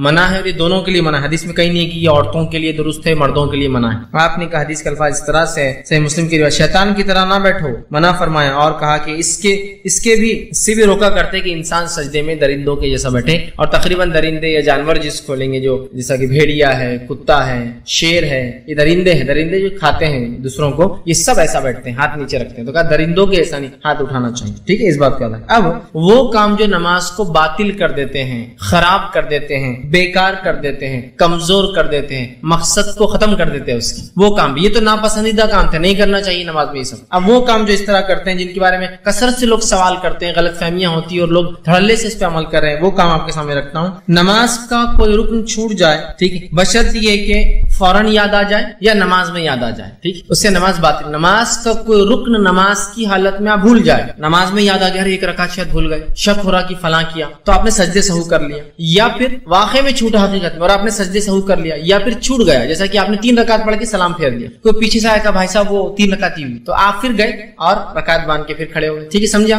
तो ये तो ठीक, ये ठीक है, इसलिए कि यहाँ सजदे सहू हो जाएंगे। लेकिन इससे हटकर कोई अगर आपने समझ लीजिए मिसाल के तौर पर वो भूल ही गए, सजदे सहू भी नहीं, और किसी ने कहा कि आपने तो 3 रकात पढ़ी और बहुत देर हो गई, समझ लीजिए आप चले गए, बातचीत चल रही है, ज्यादा देर होने के बाद आपको, तो नमाज बातिल है, आपको नमाज को फिर से दोहराना पड़ेगा, वो नमाज नहीं हुई आप, ठीक? तो नमाज में कोई ऐसा रुकन जो छूट जाए या बहुत लंबा अरसा गुजर जाए پڑھ کے تو نماز اس سے باطل ہو جاتی ہے. آپ کو نماز دہرانا ہے. ہاں نماز میں یاد آ جائے یا شک ہو تو سجدے سے ہو اس کو انشاءاللہ کفایت کر جاتا ہے, لیکن بعد میں وہ کرنا پڑے گا. اس لیے کہ آپ صلی اللہ علیہ وسلم نے ایک شخص کو دیکھا جو بغیر اطمینان کے نماز پڑھ رہا تھا. اس کی نماز میں کوئی کمی نہیں تھی, نہ وہ 4 کے بدلے 3 یا 2 کے بدلے 1 بھی نہیں پڑھ رہا تھا, یا رکوع سجدے چھوڑ بھی نہیں رہا تھا. صرف بے اطمینانی کی وجہ سے آپ نے کیا فرمایا معلوم؟ اس حدیث کے الفاظ صحیح مسلم کی روایت ہے. آپ نے فرمایا ارجع فصلی فانک لم تصلی, جا واپس نماز پڑھ, تو نے نماز نہیں پڑھی. حدیث میں آتا ہے ایک شخص آیا, رکعت باندھی اور اس کے بعد نماز پڑھی اور آ کے آپ سے سلام کیا. آپ نے کہا وعلیکم السلام, تیری نماز نہیں ہوئی. وہ پھر گیا, پھر کھڑا ہوا 2 رکعت پڑھی, پھر آیا کہا السلام علیکم, آپ نے کہا تیری نماز نہیں ہوئی. وہ پھر گیا,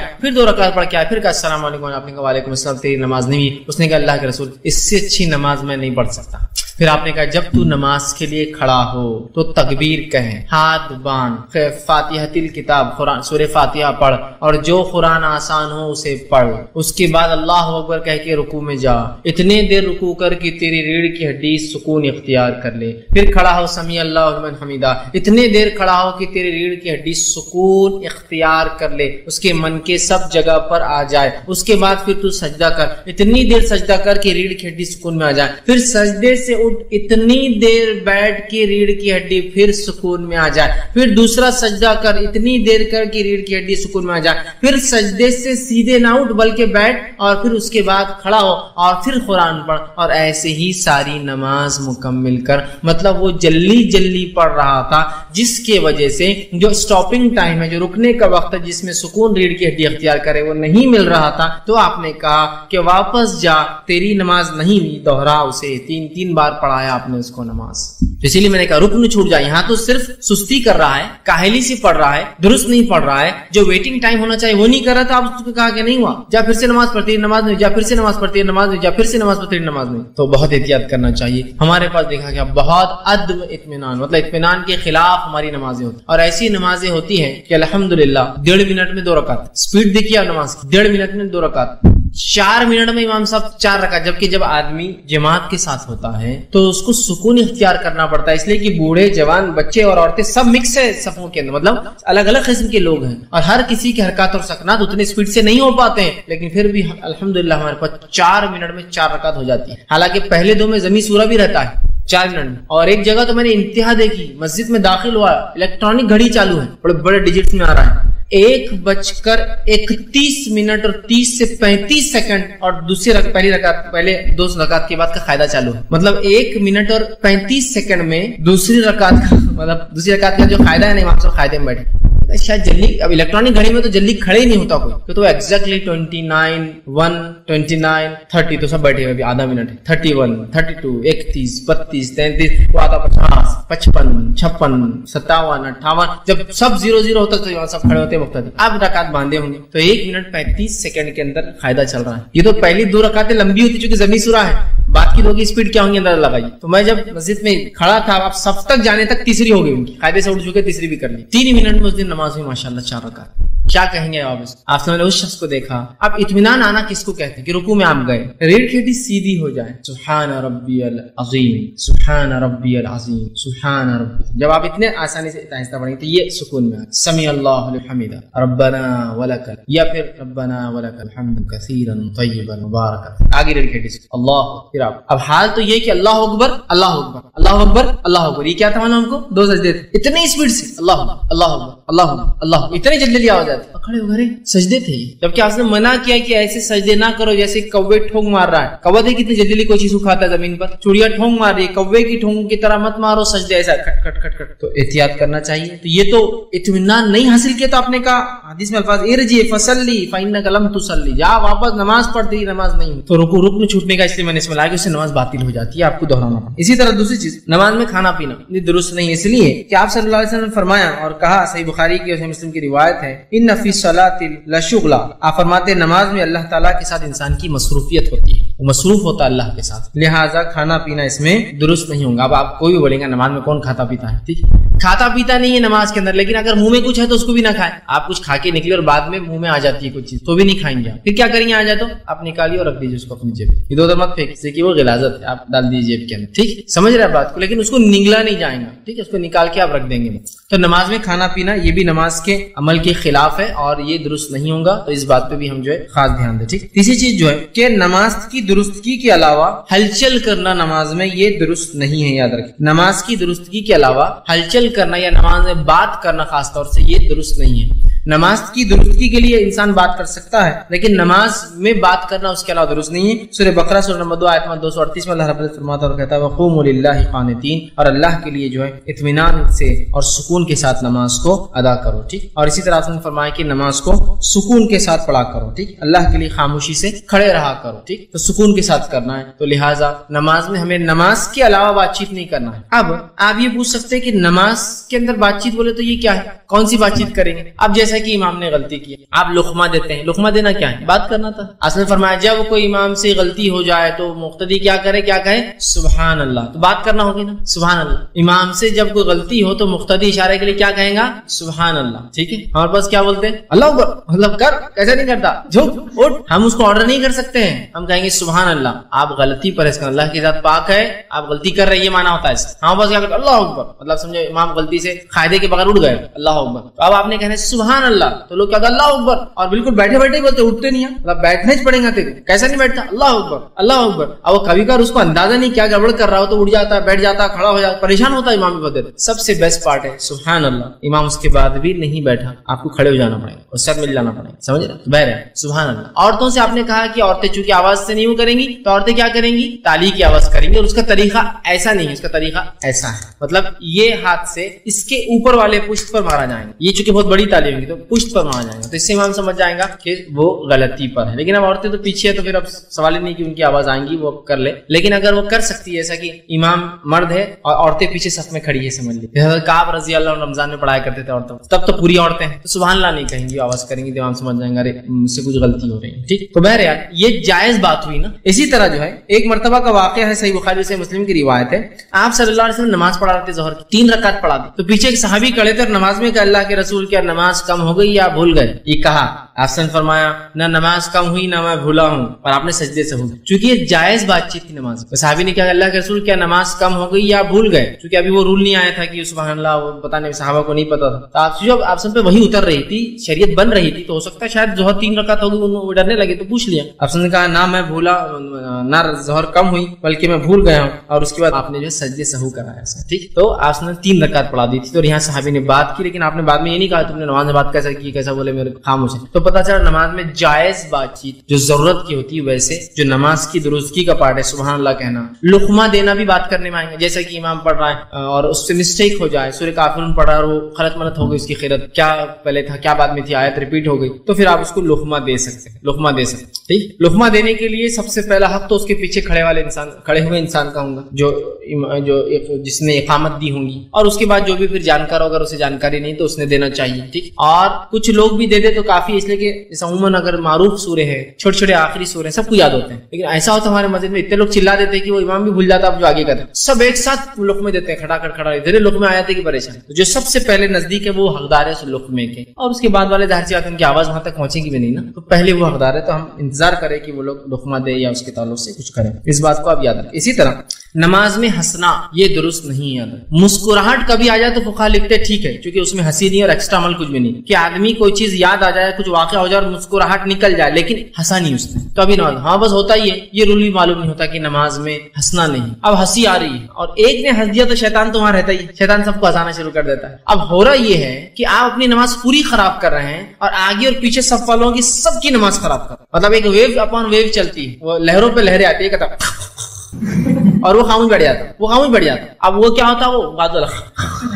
دور تک ہاں چل رہا، پھر یہ کھڑا ہے، پھر تھوڑی دیر اس کو ایک لہر آتی ہے، اب مجھے نماز میں ہنسی آ رہی ہے، کیا کروں گا مانو آپ کو، نماز کوئٹ نکل جاؤں گا، کیونکہ اس سے میری نماز بھی خراب ہوں گی اور سارے لوگوں کی نماز خراب ہوگی۔ میں ایک مرتبہ کا ایک واقعہ سناتا ہوں، ایک دن میں نے سب سے لمبی ظہر اور سب سے چھوٹی مغرب پڑھی، ایک ہی دن کا واقعہ ہے۔ ایک بار امام صاحب نہیں تھے مسجد، اب کیا ہونا ہے مسجد کا حال، ایک تو کیا کرتے ہیں امامت کے لیے زبردستی، چلو آگے چلو، وہ ایک آدمی کوئی تو پھنس جاتا ہوں، اس کا مسئلہ نماز پڑھانے کا نہیں ہوتا، اس کو ڈر رہتا بعد میں دعا کیسے کرو، دعا یاد نہیں رہتی نماز کے بعد، آگے کیوں نہیں جاتے نماز میں، بہت سارے لوگ ان کو نماز پڑھانا آتی ہے، دعا کون کرائے گا، وہ یاد نہیں رہتی، تو پریشان رہتے۔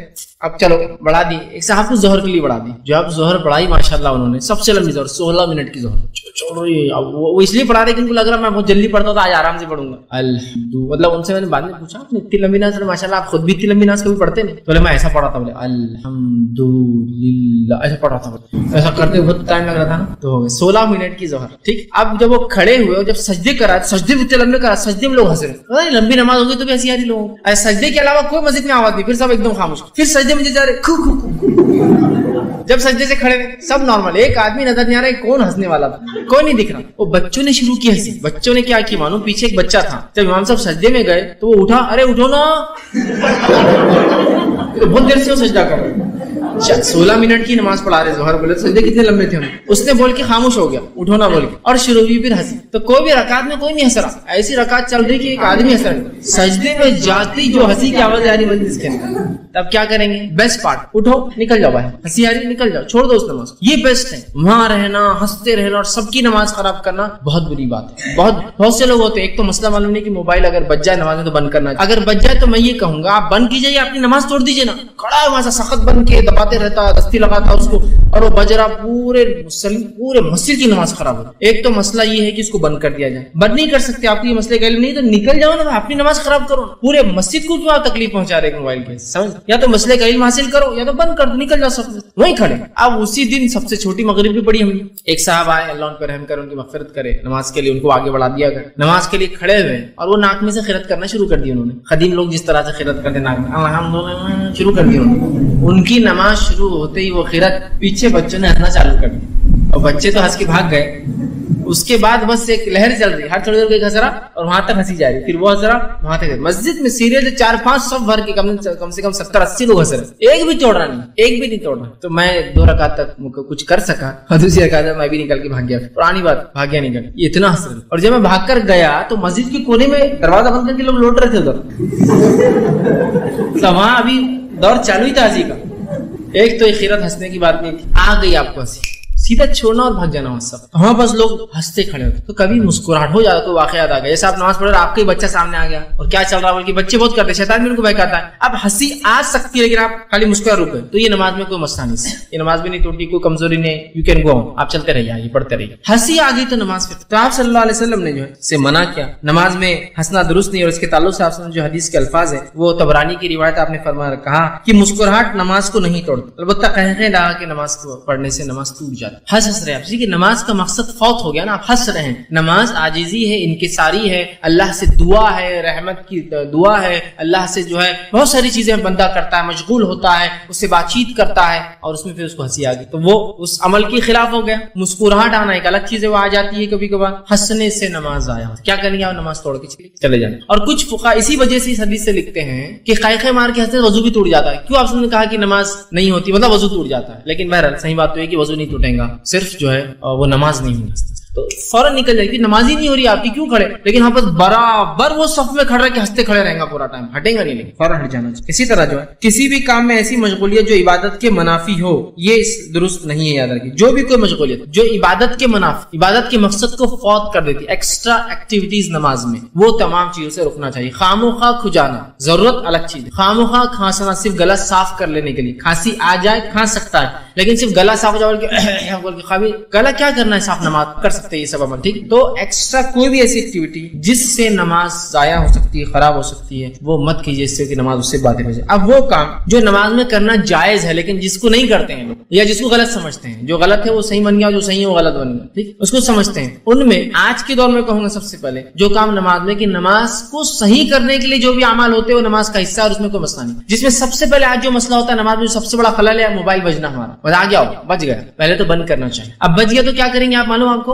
आप उससे निकालेंगे और बंद करके फिर रख देंगे, ये बिल्कुल जायज है क्योंकि नमाज के दुरुस्तगी में, समझ रहे हैं? निकालेंगे बंद करें, मैं इस हद तक कह रहा हूँ। बहुत सारे लोगों को देखा गया निकालते हैं, ठीक, और मैंने खास तौर से जो है लोगों को देखा जो है गल्फ खलीजी ममालिक में नमाज में निकालते हैं और कट नहीं करते, सलाह रिसीव करके सलाह पता नमाज में, ये नहीं कर सकते आप कट कर सकते हैं और फिर रख लीजिए। अब कट करने में, कट करना भी और बंद करना दोनों जो भी हो सकता है आपने किया, और आपका सबको आइडिया ہوتا ہے اپنے موبائل فون بند کیسا ہوتا نکالا اور ڈال دیا. یہ کیا جا سکتا. پوری لوگوں کی نماز خراب کرنے سے اچھا یہ عمل. ہاں بس یہ مسئلے کا علم نہیں, یہ مسئلے کا علم نہیں. اب ہوتا کیا ہے, نماز میں گری ہوئی ٹوپی برابر اٹھا کے پہنتا ہوں لیکن موبائل نہیں کٹ کرتا. نہیں غلط عمل. پھر گری ہوئی ٹوپی اٹھانا کہاں سے ثابت ہے؟ کئی بار گر رہی, ہر بار اٹھتے وقت پہن رہا ہوں, پھر چھوڑ دے رہا اس کو بھی. جب آپ موبائل کو نہیں بند کر سکتے ٹوپی بھی نہیں اٹھانا چاہیے. تو کیا ہوتا ہے, ہم کو علم نہیں مسئلے کا اور لوگ بولتے بھی نہیں. جیسا موبائل بچ گیا تو کیا مسجد کا امام بول نہیں سکتا اٹھ کر کے دیکھیے موبائل اگر بچ جائے تو نکال کر بند کرنا درست ہے, آپ لوگ بند کر لیا کیجیے. تو کتنے لوگوں کو علم ہو جائیں گا نا. نہیں, یہ تو نہیں بولیں گے. ہاں یہ برابر بولیں گے نماز سے پہلے اپنے موبائل فون بند کر لیجیے. یہ کہاں اقامت کے اندر شامل ہے موبائل فون کر لیجیے بند کر لیجیے بولنے.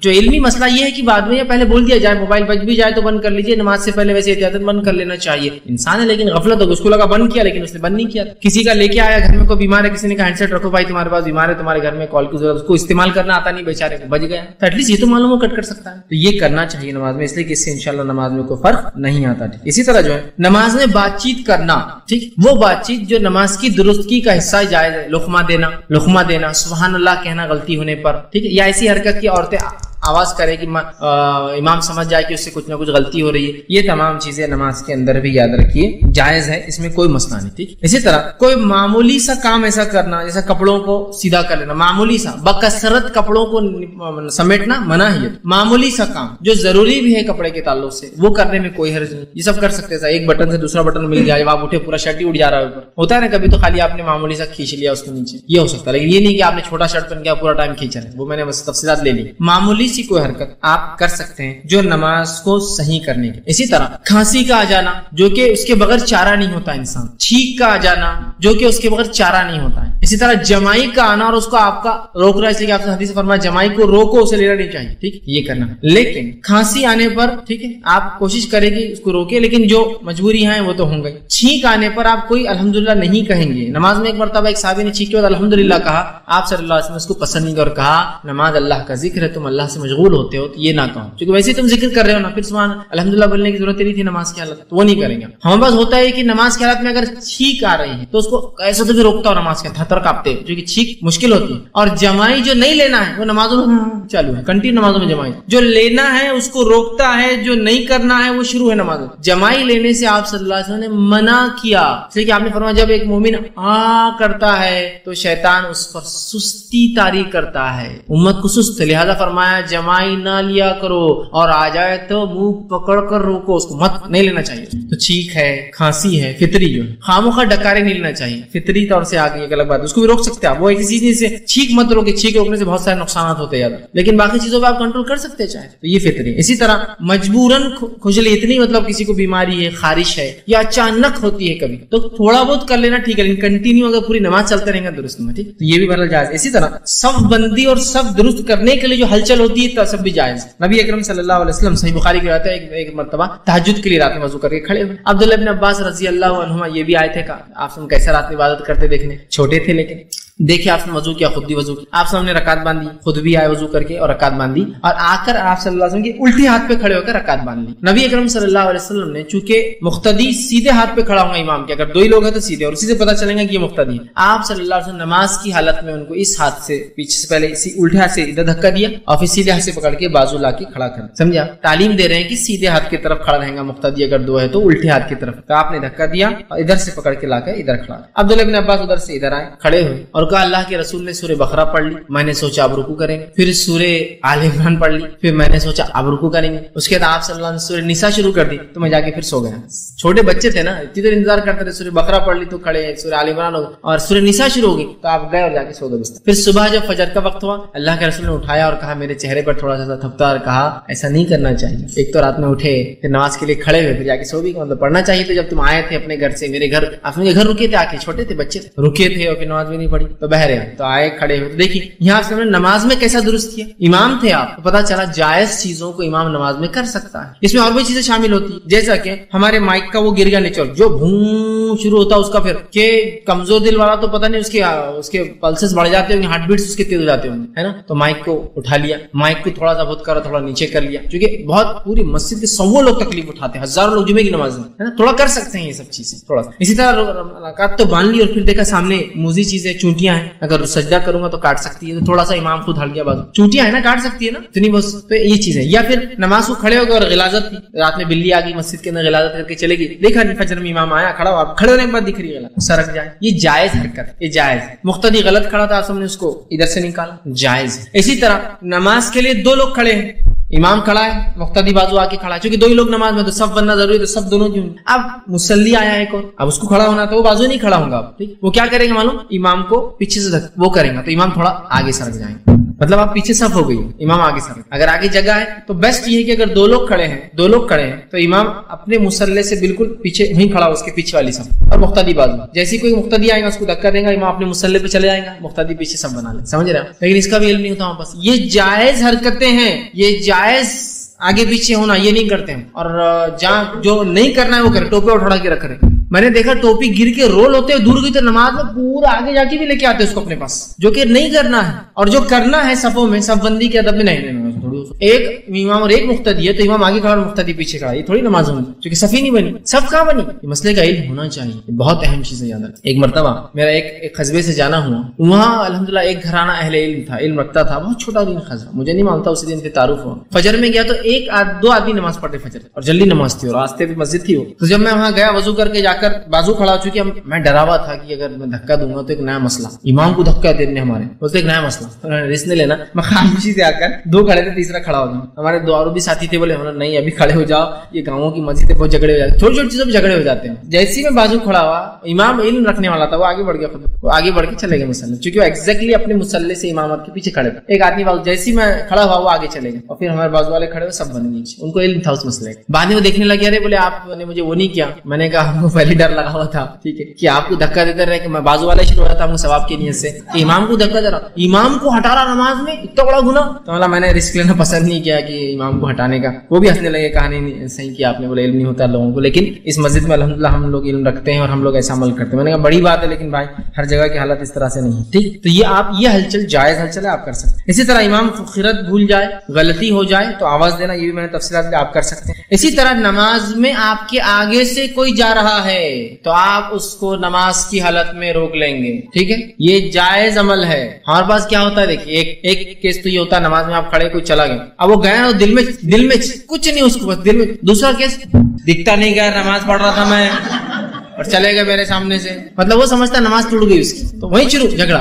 मैं एक मरतबा, कुछ बड़े लोगों ने पीछे सफ बना दी, दो सफ मस्जिद में आगे बनी, रमजान का महीना था, मगरिब की नमाज थी। यार ये दो पीछे कैसे खड़े हो गए लोग, बीच में दो सफे बीच में खाली और रास्ता भी नहीं जाने का। तो मैं आगे गया और सफ में से गया पूरा, ऐसा सफ पूरा तोड़ते सफ के बीच में, नमाजियों के सामने से, क्योंकि जब सफ आगे खाली होगी, पीछे नमाज मुख्तदी कोई खड़ा होगा, और अगर मैं सफ पूरी करने आगे जाऊं तो मुझ पर गुनाह नहीं है उनकी नमाज का, क्योंकि उन्होंने गलत खड़ा किया अपने आप, चला गया। अब चला गया तो उसमें से क्या हो गया, एक ही होशियार था पूरे सफ में, बाकी सब तो खड़े थे, एक नहीं तोड़ दिया, टूट गई नमाज अपनी। और दूसरे दो नहीं तोड़ रहे, तोड़ो। और बाद में नमाज क्या मौलाना समझता नहीं कि तू हमारे सामने चले गए। मैंने कहा क्या जाहिल है मौलाना, तुम पीछे वैसे खड़े हो गए, मतलब मौलाना ज्यादा समझता ना, मौलाना बोल रहे ना, तो क्या जाहिल है मौलाना, तुम पीछे खड़े हो गए सब बना के। नहीं बोले मेरे को जल्दी जाना था, अगर ऐसी सब जल्दी जाएंगे तो मस्जिद अंदर रहेंगी, सड़क पे नमाज पढ़ के निकल जाएंगे, जल्दी थी कहते उनको, तो पीछे सब बना ली उन्होंने। हो सकता दावत होंगी, रस ज्यादा होगा, तो वो दावत में से इधर नमाज सब नहीं मिलेंगी तो घर छोड़ के यहाँ ना पढ़ाऊंगा। आप लगा कि यार दस्तर जब भी बिछ जाता, सब मगरिब होते लोग पढ़ा लिया, दस्तर बिछ जाता, तो पीछे खड़े हो। मैंने कहा क्या जाहिल, तुमको इतना भी नहीं समझा कि तुम ऐसी सफ नहीं बना सकते, तो कुछ नहीं, खामोश हो गया था, क्योंकि गलती उनकी थी, तुड़ा भी दिया उसने। तो दो होते हैं, एक तो या तो दिल में कुड़ते हैं, दूसरा नमाज तोड़ देते हैं। आपको क्या करना है, जब कोई नमाजी के आगे से जाए, फरमाते हैं उस शख्स को वो रोक ले। हदीस के अल्फाज क्या है देखिए, सही बुखारी और सही मुस्लिम की, जब कोई सुतरे के तरफ मुंह करके नमाज पढ़ रहा हो। अब इमाम के आगे जो है वो उसका सुतरा हो जाता है, लेकिन अगर मैं अकेला पढ़ रहा हूं तो मेरे आगे कोई चीज है तो वो मेरा सुतरा है, और कोई उसके आगे से गुजरना चाहे, मतलब वो सुतरे की लिमिट के अंदर से, सजदागाह के अंदर से, तो आप फरमाते आगे से गुजरना चाहे तो इसे रोक दे। अगर वो रुकने से इनकार करे तो उस लड़े, हदीस के अल्फाज आपने फरमाया लड़ाई करे, इसलिए कि वो शैतान है जो नमाजी के सामने से जा रहा है। जायज लड़ाई है, कर सकते हैं आप, कि रोक ले, रोक देना है, ना रुके तो धक्का दे, ना रुके तो लड़ाई करे उससे कि मैं जाने नहीं दूंगा तुझे यहाँ से। लड़ाई मतलब आप नमाज में उसको धक्का दे सकते हैं, आप उसको मार सकते हैं कि यहाँ से नहीं जाने दूंगा, बाकी कहीं से भी जा। सही आपने फरमाया अगर तुम में से किसी को मैं बता दूं नमाजी के सामने से जाने का गुनाह क्या है तो तुम 40 तक इंतजार करोगे। रावी कहते हैं मैं भूल गया आपने 40 दिन का या 40 साल का, मैं भूल गया, लेकिन हम 40 दिन और 40 साल को भी अगर छोड़ दें, 40 मिनट भी ले ले तो बहुत है। 40 मिनट रुके रहे इंसान कम से कम, समझे? 40 तक रुके रहोगे। रावी कहते हैं भूल गया दिन बोला या साल बोला, मतलब नहीं जाना चाहिए और ये जायज है रोकना। एक मर्तबा एक सहाबी नमाज पढ़ रहे थे, दूसरे सहाबी का एक बच्चा सामने से गया, आपने उसको नमाज में ही मारा, रोका पर नहीं रुका तो उसको एक मारा। अब मारने से रोना शुरू कर दिया बच्चे। उसके बाद वो मिले और कहा कि तुमने मेरे बच्चे को नमाज में मारा, रो रहा था। तो कहा अल्लाह के रसूल ने कहा कि नमाज में रोको, ना रुके तो लड़ो, इसलिए मैंने उसको मारा। बच्चों को ऐसे नहीं मारना चाहिए, लेकिन हो सकता है बच्चा रोज ऐसी शरारत करता होगा, इसलिए सहाबी को पता है कि रोज करता है तो उसको सजा देने के लिए आपने क्या समझ रहे हैं। बच्चा बड़ा हो चुका होगा लेकिन वो क्या बच्चों को कहता ना चलो नमाज के सामने भागेंगे, एक आध आदमी को नसीहत करना ही पड़ेगी। तो शायद वो रोज करता होगा ना, उन्होंने इतने बार छोटे बच्चे नमाज में सामने से गए तो कुछ नहीं होता, नमाज को याद रखिए, कोई मसला नहीं होता उससे। नमाज ये बड़ों के लिए बात कही जा रही है, बड़ों से मुराद बालिग के लिए। बालिग इंसान 10 साल के बाद हो जाता, 10 साल, ठीक है। लेकिन अगर छोटे बच्चे हैं नमाज में सामने जाते कुछ नहीं होता है। नबी अकरम सल्लल्लाहु अलैहि वसल्लम नमाज पढ़ते थे, हसन हुसैन और उमामा आपकी जो नमाजी थी ये नमाज में आ जाया करते थे। अल्लाह के रसूल सल्लल्लाहु अलैहि वसल्लम को देखा गया कि कभी कांधे पर बैठ जाते हैं, कभी गर्दन पे दोनों तरफ डाल के बैठ जाते हैं। एक रिवायत में आता है कि एक मर्तबा एक सहाबी ने कहा कि हमने अल्लाह के रसूल के साथ सजदा किया, इतना लंबा सजदा अल्लाह के रसूल किया कि मैंने दिल में सोचा कि अल्लाह के रसूल की वफात तो नहीं हो गई। और फिर मैंने सजदे में से सहाबी कहते सर उठाया, तो सर उठा के देखा तो हसन और हुसैन दोनों कांधे पे बैठे हुए, अल्लाह के सजदे में हैं और दोनों नमाज़ी आके सर पे बैठ गए, कांधे पे पैर डाल के, एक आगे गर्दन पर एक पीछे गर्दन पे बैठा, लेकिन इतनी देर सजदा। फिर उसके बाद अल्लाह के रसूल ने दोनों को नीचे उतार कर नमाज पढ़ाई। नमाज के बाद वो सहाबी कहते कि एक साहब आकर थोड़ा देखने लगे, बच्चे दोनों घूरने लगे कि क्या तुम्हारे वजह से हमको लेट होते। रास्ता ने दोनों को जो है एक मांडी पे एक को और दोनों को बिठाया और कहा ये सैयदैन है, ये दोनों मास्टर है, ये दोनों बड़े हैं इसके, और जो इनसे मोहब्बत करता है उनसे मैं मोहब्बत। तो साहबी खामे बैठ के चले गए। इससे क्या पता चला बच्चे नमाज में सामने आने से कुछ नहीं होता, पीठ पे बैठ सकते हैं, होता है ना बच्चे बैठ जाते हैं। आपने हदीस में ये भी कहा अल्फाज कि बच्चे घोड़े पर बैठना चाह रहे थे, मैंने सोचा थोड़ी देर बैठकर मजा ले ले, होता है ना बच्चों को घोड़ा बन जाओ चलो बैठ गए, तो हो सकता है अल्लाह के वैसा करते होंगे घर में भी। अब जब नमाज में आए तो बैठ गए, तो कहा बच्चे घोड़े पर बैठना चाहते थे, मैंने सोचा थोड़ी देर इंतजार कर लो, बच्चे मजा ले ले, इस वजह से आपने सजदे को लंबा करना। इसी तरह एक रिवाज में आता फर्ज नमाज के लिए निकले,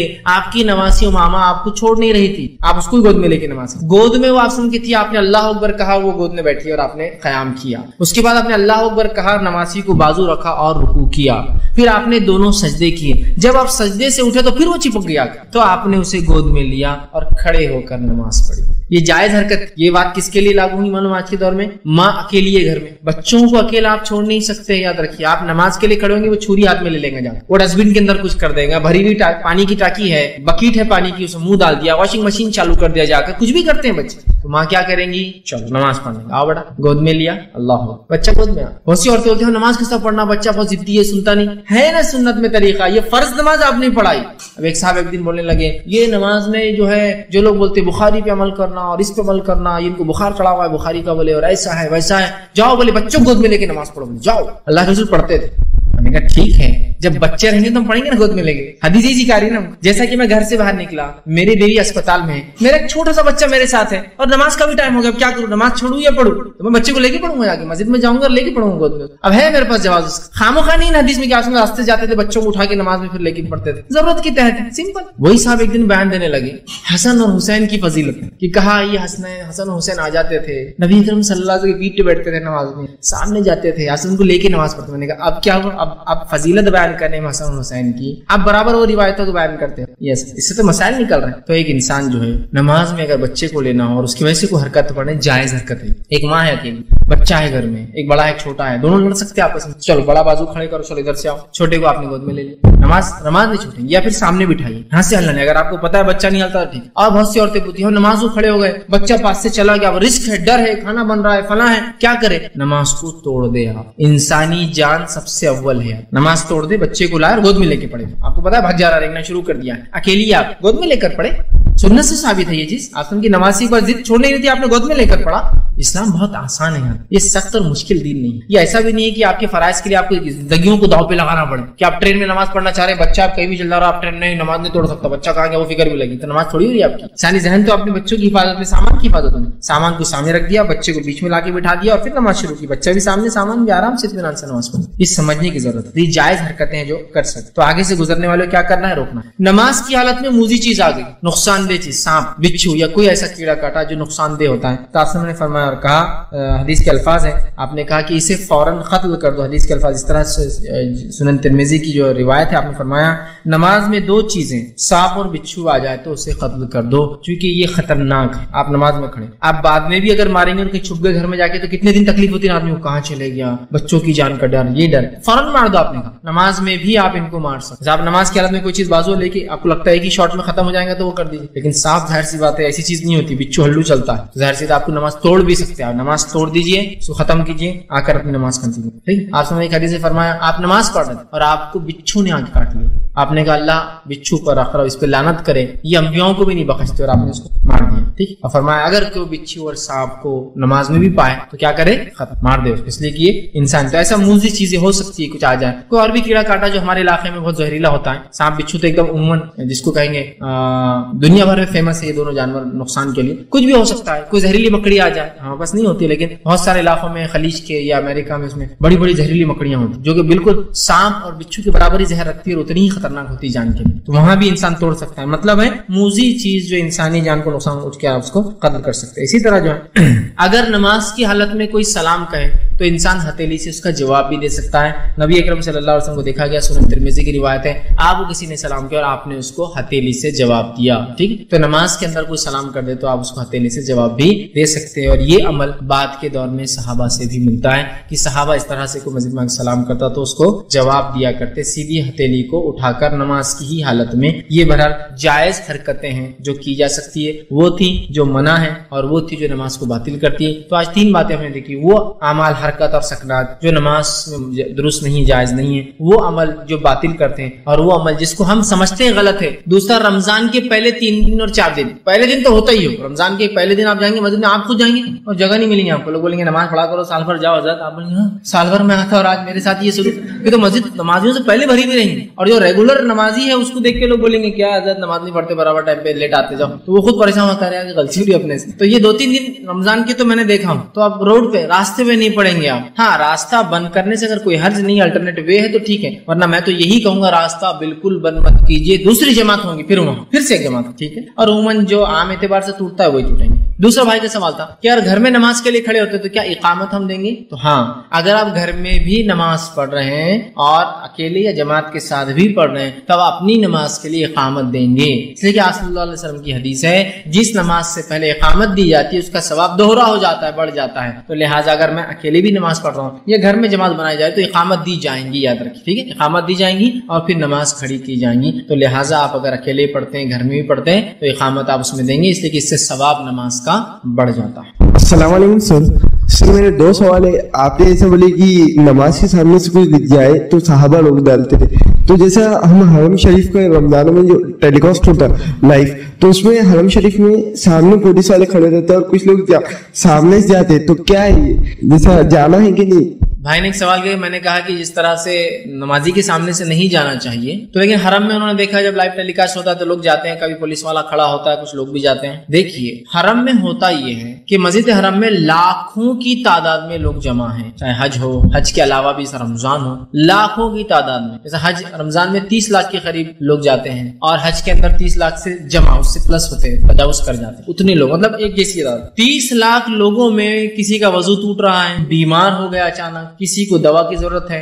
کوئی مسافر ہے تو اس کو خیال رہی، اب اس کو صف میں سے نکل کے جانا ہے. 30 لاکھ میں کچھ فیصد لوگ تو بالکل نکلیں گے، تو وہ جو نکلتے ہیں وہ مجبوری نکلتے ہیں اور کسی شرعی عذر کے تحت نکلنا جائز ہے. शरई उज़्र के तहत। अब आपका वजू टूट गया, अब आपको जाना है, तो आप ये थोड़ी सोचेंगे कि लोग नमाज पढ़ रहे हैं, आप नमाजी के सामने जाएंगे। इसमें ये चीज देखेंगे कि कम से कम नमाजी के सामने से आप गुजरे, लेकिन गुजरना पड़ेगा, कभी कोई अल्टरनेट होगा ही नहीं आपके पास। कम से कम, जैसा कि गोल गोल सफे बन गए, बीच में एक रास्ता खाली रहता है, तो अगर मैं ऐसा चला जाऊं तो रास्ते पे जल्दी पहुंच जाऊंगा, ऐसा जाऊंगा तो पता नहीं कितने दूर तक सफे बनी, तो लोग ऐसा निकल जाते हैं। तो ये मजबूरी है। रहा सिक्योरिटी, तो बहरहाल ये तो एक जरूरत की चीज है, चूंकि वो एक मरकज है मुसलमानों का, और अगर इस्लामी दुनिया के अंदर किसी को बताना है, नुकसान पहुंचाना है या अपनी ताकत का मुजाहरा करना है, तो बहुत सारे बातिल फिरकों ने हरम के ऊपर अटैक किया ताकि बताएं। उससे क्या होता है, पूरी दुनिया में न्यूज चली जाती है ना अचानक, तो इस वजह से वो सिक्योरिटी मजबूरन दी जाती है। तो लिहाजा पुलिस वालों का खड़ा होना, कोई वो खड़े रहते हैं एक जगह, उनका कोई नहीं। बहुत से लोग हमारे हिंदुस्तानी पाकिस्तानी बोलते हैं, देखो अल्लाह ने अब नसीब नहीं करता ना, तो ऐसे बदनसीब रहते। क्यों? वहां खड़ा लेकिन नमाज नहीं पढ़ रहा, हरम में खड़ा है नमाज नहीं हो रही। मेरे भाई, वो नमाज बाद में पढ़ते हैं, दूसरी जमात सिक्योरिटी के लिए फिर खड़ी होती है, और उन्हीं को याद है सेकंड जमात की, उससे कोई नहीं बना सकते, क्योंकि वो हिफाजत में होते हैं। आधे लोग साथ पढ़ते हैं और आधे लोग बाद में पढ़ते हैं। आपने अगर कभी देखा होगा तो कभी एक पुलिस वाला इधर खड़ा होता है, दूसरा इधर मिलेगा आपको, वही अगली नमाज में इधर मिलेगा और ये उधर खड़ा हुआ मिलेगा। तो नमाजी बांट कर पढ़ते हैं और दूसरी जमात भी होती है, तो ये उनकी मजबूरियां होती है, ठीक है। तो लिहाजा हरमैन के अंदर या हरम में, मस्जिद नबी का भी अल्लाह, तो लोग जो जाते हैं वो मजबूरी की कैफियत है, वो जरूरत के तहत वो लोग करते हैं, उसके अलावा कोई मस्जिद से जाना दुरुस्त। यहाँ भी अगर हमारी मस्जिद में आपका वजू टूट जाता है तो आप सफों को तोड़ते हुए जा सकते हैं, यहाँ भी इंशाल्लाह उस शख्स को गुनाह नहीं होगा। लेकिन हमारे पास होता ही नहीं, हाँ, इख्तिलाफ पैदा हो जाता, मतलब सुन्नत अमल करो और इख्तिलाफ पैदा होता, और बिदत करो और इत्तेहाद पैदा होता। बिदत कीजिए आप, इत्तेहाद नहीं, सब मिलके करेंगे, माइक में पढ़ेंगे कुरान, हम सब उसके पीछे रिपीट करेंगे, तो इत्तेहाद पैदा हो जाए। लेकिन सुन्नत अमल करो तो नहीं, इख्तिलाफ पैदा हो जाए, है ना। तो बहरहाल समझने की जरूरत है। एक क्लिप आया था नेट के ऊपर कि ये जो वहाबी होते हैं, मतलब सऊदी अरब की हुकूमत को हिंदुस्तानी लोग, जो लोग बिदती होते हैं वो वहाबी कहते हैं। ये वहाबी बोले इतने वो रहते, बोले कि इनको फोन कॉल भी आया तो बोले ये छोड़ के चले जाते नमाज। दलील ये है, मस्जिद नबवी के इमाम, इकामत दी गई, इकामत के बाद वो खड़े होने लगे और चले गए, तो उतनी क्लिप बता दी और वो बोले देखो वहाबी लोग जो है इनके पास फोन कॉल की इतनी अहमियत है। जबकि वाकई ये था, मस्जिद नबवी के इमाम साहब सब खड़े हुए नमाज के लिए, खड़े हुए, और किसी शरई जरूरत के तहत उनको छोड़कर जाना पड़ा। शरई जरूरत, क्या जरूरत थी नहीं बताए। इनूमन जो लोगों ने कहा कि उनका वजू टूट गया था इसलिए वहां से निकले हो, तो इकामत हुई, उनका वजू टूट गया, वो निकले, वजू करके फिर आए और खड़े हो गए नमाज के लिए। एक शरई मसला था, मैंने कहा एक शरई मसला, लेकिन लोगों ने इस तरह से बता, देखो बोले इनको फोन कॉल आया तो नमाज, इतने लाखों मुसल्ली खड़े चले गए बोले नमाज छोड़, शरई उज़्र के तहत। और दूसरा नायब इमाम रुक गया थोड़ी देर, इमाम वजू करके आ रहा, तो रुकना सुन्नत है, ये भी वो भी नमाज की कैफियत का उसको सवाब है इंशाल्लाह। और जब एक इमाम खड़ा होकर इकामत उसके लिए दी गई तो वही नमाज पढ़ाना चाहिए फिर, इसलिए भी वो कोई पीछे से इमाम आगे नहीं बढ़ा, नायब इमाम 2 मिनट का तो मसला, वजू करके आना, और इमाम के लिए अलग रास्ते होते हैं, उनको उतना पब्लिक के उतना नहीं जाना पड़ता, उनके अलग पीछे से रास्ते होते हैं, फौरन वो जाके वजू करके आगे तो बता दी। मैंने कहा एक तो शरई मसले का कितना जबरदस्त बताया जा रहा, कितने ऐसे इमाम हमारे पास जिनका वजू टूट जाता फिर बराबर नमाज पढ़ाते रहते, नहीं इख्तिलाफ हो जाएंगे, और पता नहीं लोग बोलेंगे इमाम साहब कितने बार करे तुमने, और ये है ना, नक्को वैसे पढ़ा दो, वैसे पढ़ा दो, खड़े कर दो सब। ये शरई मसला है, वजू टूट गया आपका, निकल जाइए आप सब। लेकिन यहाँ इख्तिलाफ, तो भाई सुन्नत पे अमल करने से अगर इख्तिलाफ पैदा हो रहा है तो मैं कहूंगा उम्मत को चाहिए उसका शऊर पैदा करे, ना कि एक इंसान को एक अमल से रोके, ठीक है। और जो मस्जिद के जिम्मेदार है, इमाम है, मुअज्जिन है, उनका काम है कि वो लोगों को एजुकेट करें कि भाई ये तरीका है, और अगर कोई चला गया तो कोई बात नहीं, उसको कोई शरई जरूरत होगी इसलिए हो गया। तो लिहाजा हरमैन में जो लोग जाते हुए आपको दिखते हैं वो शरई जरूरत, और लाखों की आबादी है, लाखों की तादाद में लोग आए हुए हैं, जाहिर सी बात है जरूरतें हैं, मजबूरियां हैं, कुछ हालात है जो लोगों को मजबूर करते हैं, और जाहिर सी बात है हर जगह लोग खड़े हैं, कोई जगह लोग छोड़ते नहीं नमाज, तो जाहिर सी बात है नमाज कम से कम नमाजियों के सामने से गुजर के जाना ही उसका एक हल है।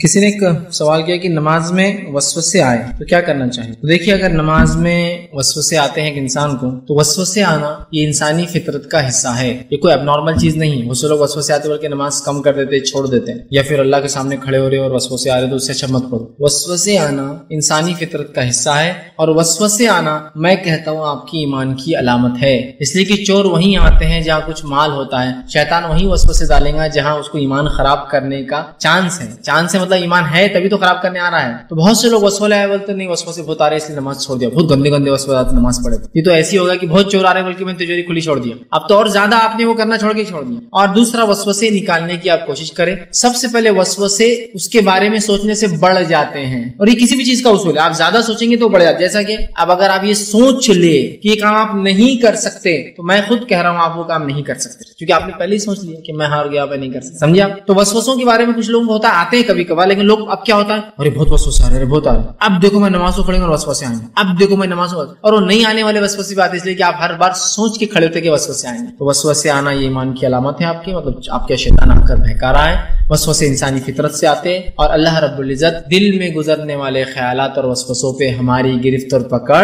الحمدللہ نہیں کرتا ہے. تو کسی بھی درجے اور لیول کے وسوسے آئے کوئی آپ کے اس سے عبادتوں پر یا اعمال پر فرق انشاءاللہ نہیں پڑتا کہ بہت گنہگار ہوتے ہیں، چونکہ اللہ جو خیالات گزرتے ہیں اس پہ ہماری پکڑ نہیں کرتا، اس لیے کہ خیالات کے اوپر ہمارا اختیار نہیں ہوتا ہے. تو لہٰذا آپ وسوسوں کو آنے دیں. شیطان کو کہ بھیا بولنا تو نکل یہاں سے، تیری بات کو سننے والا یہاں ہے نہیں، بولنا تو ایک وسوسہ ڈال یا 1000 ڈال، میرا اپنا کام تو چالو رہے گا نماز پڑھنے. تھوڑے دن شیطان بولیں گے یہ آدمی اپنے ہاتھ نہیں آتا، یہ فیلڈ میں چلو دوسرے فیلڈ میں تنگ کریں گے، وہاں سے نکل جاتا. ورنہ شیطان سب سے پہلے آپ کی وضو میں وسوسے ڈالتا ہے، پھر آپ کی طہارت میں غسل میں وسوسے ڈالتا ہے، پھر آپ کی نمازوں کی رکعتوں میں وسوسے ڈالتا ہے، اور اس کے بعد پھر ساری زندگی وسوسوں سے بھر جاتی ہے کہ یہ چیز کھلی تو کھلی یا نہیں کھلی، بار بار چیک، وضو کرے تو ہوا نہیں ہوا، بار بار وضو، نماز پڑھے تو شاید غلطی ہوئی تو بار بار سجدے سہو، ہر چیز میں پھر شک ہوتا ہے. ٹھیک ہے، تو لہٰذا کوشش کرے وسوسوں کو آتے ہی فرسٹ لیول پر کٹ کر دے ان کو سیدھا، یہ شیطان کی طرف سے، اور اس سے کوئی فرق نہیں پڑتا، اور اللہ انشاءاللہ سے پکڑنے کے جب یہ سوچ لے اللہ پکڑنے کرنے والا ہے، اللہ بولنا شیطانوں کتنے لانا، اپنی عبادت آپ ڈٹ کر کریں. السلام علیکم.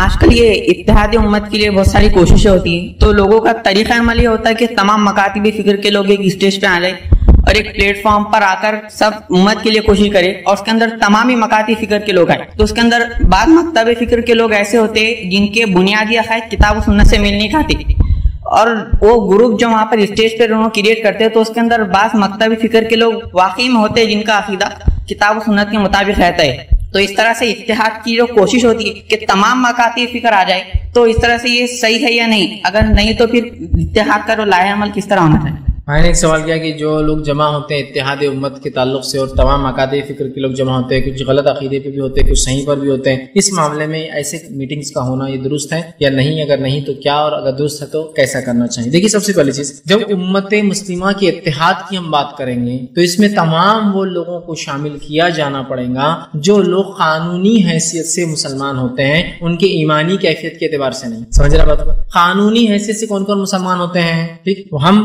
پورے مسلمان وہ آ جاتے ہیں، اس میں ہو سکتا ہے کچھ کا عقیدہ درست ہو کچھ کا غلط ہو، لیکن اگر اتحاد کے لیے پروگرامز کیے جاتے ہیں تاکہ ہم ایک دوسرے کو سمجھیں، اور اگر مجھے لگتا ہے کہ میں اس چیز پر ہوں اور یہی صحیح ہے اور میں اس پہ اڑا ہوں، یہ سمجھتے یہ چیز صحیح ہے اور یہ اس پر اڑے ہیں، یہ اڑے رہنے کے باوجود بھی ہم کو مل کر تو ساتھ رہنا پڑے گا نا. کیا لڑتے لڑتے رہیں گے ایسا ساتھ؟ اگر لڑتے ہوئے رہیں گے تو دشمن کو تو اور موقع مل جائے گا ہمارے کو نقصان پہنچانے کا.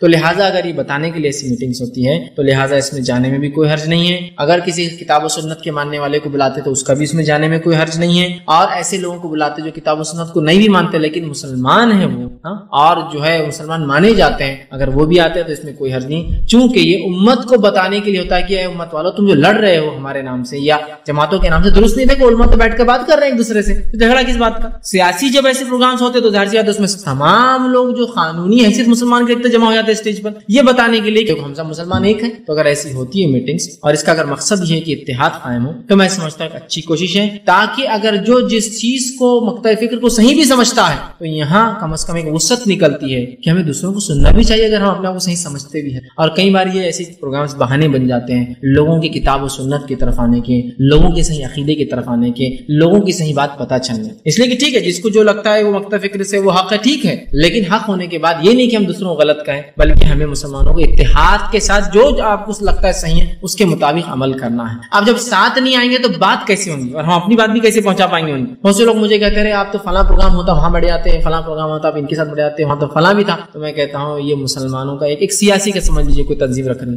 تو ظاہر سی بات ہے وہاں تو جو لوگ قانونی حیثیت سے مسلمان ہوتے ہیں وہاں جانا ہی پڑے گا ہم، اور ہم کیسے انکار کریں؟ کبھی ہوتا ہے ایسے پروگرام سے آپ نہ چلے جائیں تو بول دیکھو کی غلط میٹنگ ہو رہی تھی اور اس لیے میں یہاں ہوں ہی نہیں اورنگ آباد میں، تو میں نہیں جا پاتا ہوں، لیکن جب بھی رہتا ہوں تو بالکل پہنچ جاتا ہوں. ایسی کوئی بھی میٹنگ کوئی بھی کال کرے کوئی بھی جماعت بلائے ہم لوگوں کو مسئلہ نہیں، اس لیے کہ ہم تو یہ سمجھتے ہیں یہی تو مواقع ہیں جن مواقع سے اگر ہم یہ سمجھتے ہیں کہ ہم کتاب و سنت پر ہم اپنی بات رکھ پاتے ہیں ان کے اندر، اور یہی تو ایک موقع ہوتا ہے کہ جب ہمیں ہر قسم کے لوگ ملتے ہیں بات کرنے کے لیے، تاکہ اگر آپ کو لگتا ہے کہ میں صحیح تو اپنی بات رکھنا تھا. تو بہرحال میٹنگز کے دو قسمیں ہوتی ہیں، ایک جو سیاسی لیول پر ہوتے ہیں جہاں سبھی لوگ آ جائیں گے، مسلمان فرقے بھی آ جائیں گے، دوسری جو سماجی لیول پر ہوتی ہے آپس میں اتحاد میں، اس میں جماعتی لوگ آ جاتے ہیں. اور یہ دونوں ہی میٹنگ کے بڑے فائدے ہیں. میں تو یہ کہوں گا کہ ایسی میٹنگز ہونا چاہیے تاکہ مسلمانوں کو جو ایجنڈا ایجنڈے کے تحت فیوچر پلاننگ دشمنوں نے ہمارے خلاف کر رکھی ہے اور جس سسٹمیٹیکل انداز سے وہ ہم کو ختم کرنا چاہتے ہیں اس میں کوئی قرآن کے خلاف قرآن چھاپنا نہیں ہے, کوئی جھوٹی حدیثوں کو جو شریعت میں گڑنا نہیں ہے, یا کوئی مسلمانوں کو یہ نہیں کرنا ہے. جو ایک اور خالص ایجنڈا ہے وہ یہ ہے کہ یہ آپس میں ہی اتنے لڑ پڑتے ہیں, صرف ان کو آپس میں چھیڑ دینا اور اپنے کو نکل کر جانا, یہی ان کا ایجنڈا ہے یار. پورے دنیا میں یہ ہو رہا ہے. ہم نے کھل کر دیکھا ایک سیاسی پارٹی کے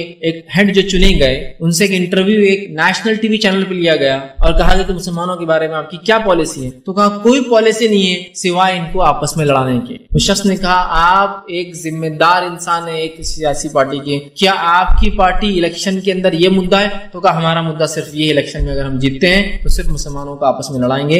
اور کہا پھر آپ کو مسلمان کون ساتھ دیں گے؟ تو کہا ہمارے پاس ہے نا مسلمان, آپ کون سے مسلمان کی بات کریں, میرے پاس شیعہ ہے, ہمارے پاس قادیانی ہے, ہمارے پاس یہ, وہ گنانے لگا پورے سب ہے ہمارے پاس کمی نہیں ہے, بولے لوگوں کمی نہیں ہے, بولے مسلمانوں کمی نہیں ہے, کون سا چاہیے وہ بولی برانڈ کا, بولے میں دے سکتا ہوں. تو لہٰذا اب ہم کو آگے ان کو آپس میں لڑانا ہے, یہ قوم لڑتے رہیں گے ہم ترقی کرتے ہیں. کھل کر جماعتیں کہہ رہی ہیں, کھل کر سیاسی پارٹی ہمارے خلاف بک رہی, کھل کر یہود اور نصارہ ہمارے خلاف پلان کر رہے ہیں, اور ہم لوگوں کا آج ہی وہی مسئلہ ہے, اتنی باتوں پہ لڑ رہے ہیں. لیکن ان کانفرنسز کا ایک جو غلط پہلو جو میں نے دیکھا وہ یہ بھی ہے کہ کسی ایک جماعت کو ٹارگٹ بنا کر لوگ بتاتے ہیں کہ اس سے اتحاد مسلمانوں میں نہیں آ رہا. ایک کانفرنس اورنگ آباد میں ایسی ہوئی تھی, اس میں ہوا ہی ہے, اور اتفاق سے میں تھا بھی نہیں اس کے اندر, میں باہر تھا, ہوتا تو شاید موجود ہوتا تو کچھ جواب بھی دے پاتا, لیکن بہرحال میں تھا بھی نہیں اس میں.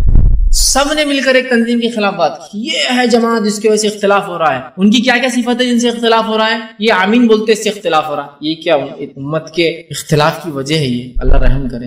یہ بولے وہ ہے جن جو رفع دین کرتے ہیں, یہ جو, اور ہر مقرر اس کے خلاف بات کر رہا ہے, اور اتفاق سے بیٹھ کر سننے والوں میں 70% وہی لوگ بیٹھے ہوئے جن کے خلاف بات ہو رہی, جو رفع دین کرتے ہیں, آمین بل جہر بولتے ہیں. ٹھیک, تو ایسا لگا کہ ایک جماعت کو غلط بولنے سے باقی میں اتفاق قائم شاید ہو جائیں گے آج رات میں. نہیں ہوتا ہے میرے بھائی, یہ طریقہ نہیں. جب ہم مسلمانوں کے اتحاد کی بات کر رہے ہیں تو ایسے لوگوں کو چن چن کر بلائے جو لوگ حقیقتاً مسلمانوں کے اتحاد کو سمجھتے ہیں اور اختلاف کیا ہے اس کو سمجھتے ہیں. وہ اختلاف کی وجہ کوئی آمین بالجر اور رفع دین اختلاف کی وجہ ہو سکتا ہے, اگر یہ وجہ ہے تو نعوذ باللہ تم تین امام کو تو ڈٹ کر غلط بول رہے ہو, وہیں کھڑے رہ کر, تو وہی لوگوں کا عقیدہ ہے چاروں حق پر ہیں. ٹھیک ہے نا, تو پھر آپ تین کو تو سبھی مل کر بول رہے ہیں کہ یہ تین کی وجہ سے اختلاف, تین کی وجہ سے اختلاف. ٹھیک, اچھا اس میں ایک چیز بھول جاتے ہیں جماعتی اعتبار سے کہ جماعت کے علاوہ بہت سے مسالک ہے جو رفع دین کی اجازت دیتے ہیں. جب آپ رفع دین کو غلط بولتے ہیں تو ایک شافعی جب بیٹھا ہوتا ہے وہ اندر سے تلمل ہو جاتا ہے. جب آپ رفع دین کو غلط بولتے ہیں کہ ایک حنبلی بیٹھا ہے تو وہ اندر سے پریشان ہے. آپ رفع دین غلط بولتے تو پورے شیعہ بھی پریشان ہوتے ہیں کہ سارے شیعہ کے مسلک میں رفع دین ہے, سارے شیعہ مسلک میں رفع دین, چاہے جو بھی مسلک ہو شیعوں کا, روافض کے نزدیک بھی رفع دین ہے, ان کے پاس بھی رفع دین ہے. تو آپ کیا کر رہے ہیں پھر, کہاں اتحاد کی بات کر رہے ہیں, کون سے اتحاد کی بات کر رہے ہیں آپ؟ پھر بولیے کہ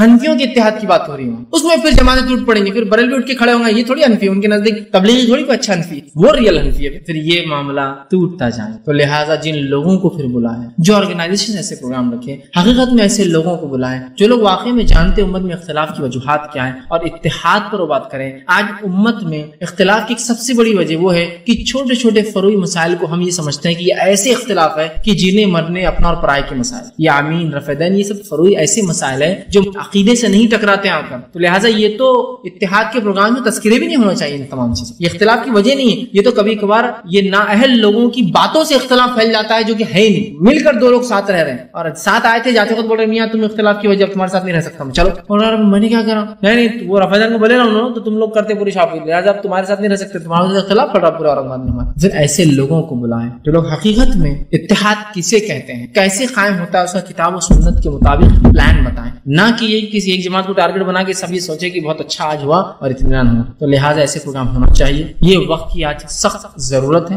یہ امت مسلمہ کے بقا کے لیے ضروری ہے آج کہ ہم اس بات کو سمجھیں. یہ بہت ہائی ٹائم ہے سمجھنے کا, یاد رکھیں کہ ہم اتحاد بولتے کس کو ہے, اور اس بات کو ہم اپنے سر میں بٹھا لیں کہ جو انسان قانونی مسلمان ہے ہم کو بھی اس کا احترام کرنا چاہیے مسلمان ہونے کے ناطے, اور اس کو کوئی نقصان ہوتا ہے سمجھنا چاہیے ہم سب کو نقصان, ایک جماعت کو نقصان نہیں ہے, ایک فرقے کو نقصان نہیں, وہ اس کو کل ملیں گی, بعد میں ہم تک باری آنے ہی والی. تو لہٰذا جب ایسی کوئی پروگرامس ہو یا ایسا کوئی تحریک چلتی ہے جو اتحاد کی بات کرتی ہے اور اس میں ہمارے عقیدے پہ ہم کو کمپرومائز نہیں کرنا ہے, تو میں سمجھتا ہوں کوئی مسئلہ نہیں اس تحریک سے جڑنے میں, اس تحریک کا حصہ بننے میں, اس تحریک کے ساتھ چلنے میں, اس لیے کہ کہیں نہ کہیں ہم بھی امت کا ایک حصہ ہے. جیسا ہم ان کو فرقہ بولتے ہیں وہ بھی ہم کو فرقہ ہی سمجھتے ہیں. سمجھ رہے آپ بات کو. لیکن جب قانونی حیثیت کا معاملہ آئے گا, ہم چونکہ مسلم حیثیت رکھتے ہیں لہٰذا اس کی دفاع کے لیے ہمیں کوشش بھی کرنا چاہیے. ارے وہ فلاں ہوا نا, آج وہ علاقہ جلے گا, کل وہ علاقہ جلے گا جو اپنے آپ کو سنی کہتے ہیں, پھر وہ علاقہ جلے گا جو اپنے آپ کو تبلیغی کہتے ہیں, پھر وہ چھوٹنے کوئی والے نہیں, یاد رکھیے بچنے نہیں والے ہیں. تو لہٰذا ایسے پروگرام کی اپنی افادیت ہے, بہت فائدے اس کے ہونا چاہیے, کرنا چاہیے. ہم نے بھی ایسی تحریکوں سے جڑنا چاہیے جو اس قسم کے کام کرتے ہیں. مقصد صرف یہ ہے,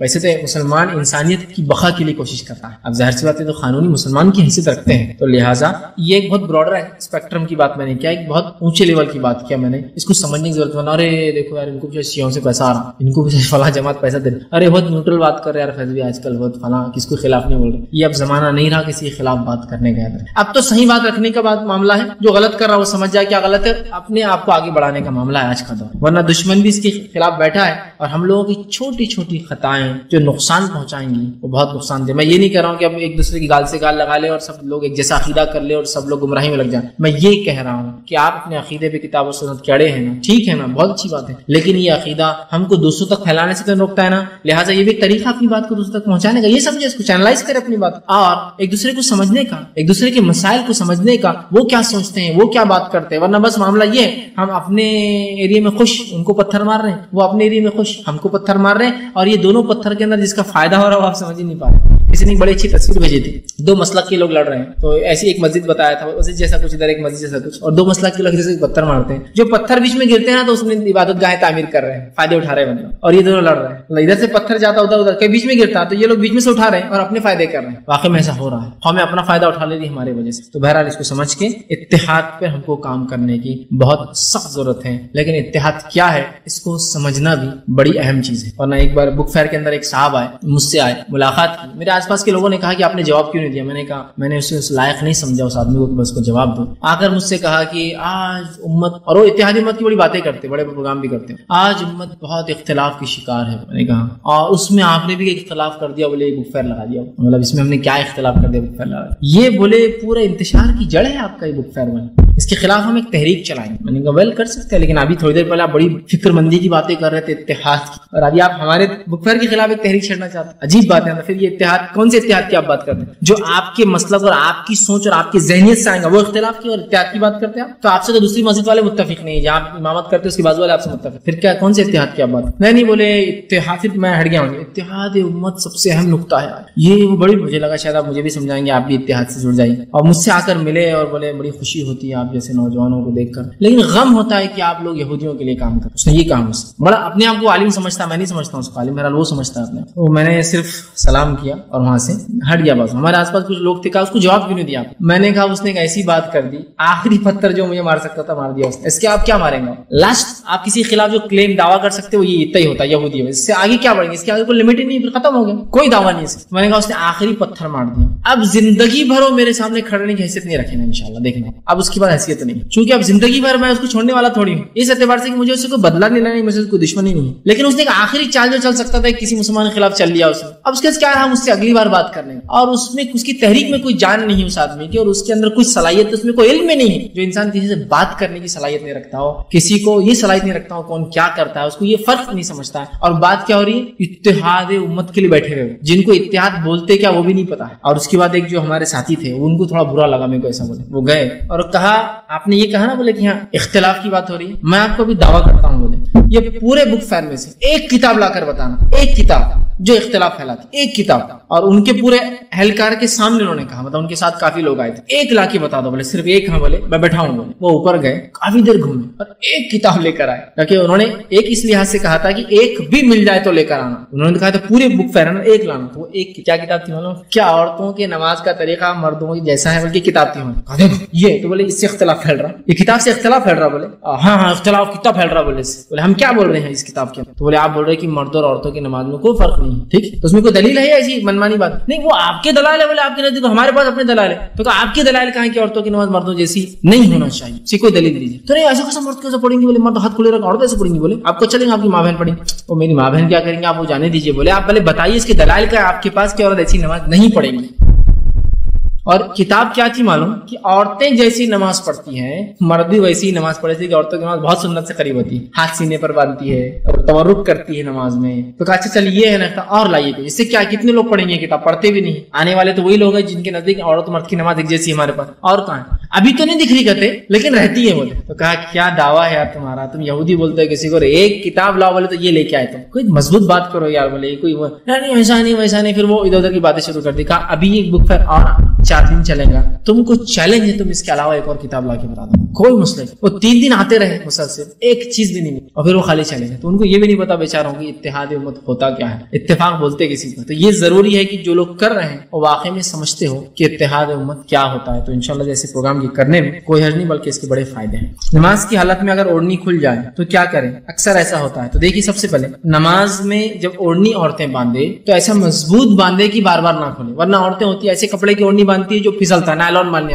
نائلون پھسلتا ہے, اگر یہاں کچھ نہیں کرنا نہیں, پھر یہ نہیں چلیں گے. آپ پہلے طے کریں کہ آپ نماز پڑھ رہے ہیں, اور اگر آپ نے طے کر لیا ایک ایسا کپڑا لے جو پھسلتا نہیں, کاٹن باندھنا مضبوطی سے سب کچھ کرنے کے بعد بھی کھل جائے تو آپ باندھ سکتے ہیں. لیکن اس کی جاتی رہیں گی ہر رکعت میں آپ صرف باندھتے رہے اس کو, کھل رہا اور باندھتے رہے اور کھل رہا اور باندھتے رہے اور کھل رہا ہے. سمجھ رہے آپ پہلے سے طے کر لے اس چیز کو. لیکن اگر آپ نے سب کچھ دیکھا اس کے بعد بھی کھل جاتا ہے تو باندھنے میں سمجھتا ہوں انشاءاللہ کوئی حرج نہیں, اس لیے کہ نماز کی درستگی کے لیے ہی بہرحال آپ کر رہے ہیں. آگے پوچھتے ہیں نماز کے دوران ہوا خارج ہونے کا ڈر ہوتا ہے اور اکثر نماز کے ٹائم یا نماز کے اندر ہوتا ہے, کیا ہر وقت نماز توڑ دیں؟ دیکھیے سب سے پہلی چیز آپ صلی اللہ علیہ وسلم فرماتے ہیں جب ایک انسان نماز کے لیے کھڑا ہوتا ہے تو شیطان اسے ایک ایسا کام یاد دلاتا ہے جو کام وہ بہت دنوں سے بھول چکا تھا, جب اسے یاد آتا ہے خشوع نماز خراب کا. اس کے بعد فرماتے ہیں جب انسان وضو کرتا ہے, بلکہ حدیث میں وضو کے الفاظ وضو کر کے اٹھتا ہے تو شیطان بولتا ہے تیری ہوا خارج ہوگی, تیری ہوا خارج ہوگی. یہ صرف وسوسہ ہے, یاد رکھیں. تو کسی صحابی نے پوچھا اللہ پھر ہم کیا کریں, ایسا ہوتا ہے وضو کرنے کے بعد ہی لگتا رہے کہ ہوا خارج ہوگی. تو آپ نے فرمایا جب تک کہ آواز نہ آئے یا بدبو نہ آئے وضو نہیں ٹوٹتا انسان. کتنا اچھا اصول بتا. یقین کرنے کے لیے 2 چیزیں ہو سکتی, کرائٹیریا دونوں بتا دیں. شک کے تو آپ کا سوال ہے شک ہوتا ہے, شک کے بنیاد پہ کوئی وضو نہیں ٹوٹتا کسی کا, کتنے بار شک آنے دو, 1000 بار لگ رہا پیٹ میں گڑ آواز ہو رہی, کچھ نہیں ہوتا ایسا وضو نہیں ٹوٹا آپ کا, جب تک یقین نہ ہو کہ ہوا خارج. یہ بہت اہم چیز ہے, ورنہ یہ بنیاد بہت سے لوگ شک کی بنیاد پہ نماز پڑھتے. تو لہٰذا جب تک آپ کو شک ہے, چاہے وہ ہر وقت ہوتا ہے یا نماز کے وقت ہوتا ہے نماز کے بعد, یہ وسوسہ ہے, اس کا ٹینشن مت لیجیے. جب تک کہ یقین نہ ہو جائے کہ آپ کا جو ہے ہوا خارج ہو گئی تب تک آپ بالکل پڑھ سکتے ہیں. نماز میں انشاءاللہ کوئی کمی اور کمزوری نہیں آئے گی. السلام علیکم. شیخ اپنا کوئی امام مسجد کے اندر جلدی نماز پڑھ لیتا ہے اور اپنے کو لگتا ہے کہ انہوں نے نماز ایک دم جو اپنے حساب سے پڑھی نہیں, آرام سے جو آپ صلی اللہ علیہ وسلم نے حدیث کے حساب سے بتائی, تو ایسے ٹائم میں اپن دوبارہ نماز دہرا سکتے ہیں؟ اور دوسرا سوال, کتنے لمٹ رہتی تو نماز کے سامنے سے چلے گئے تو بھی ٹوٹتی نہیں؟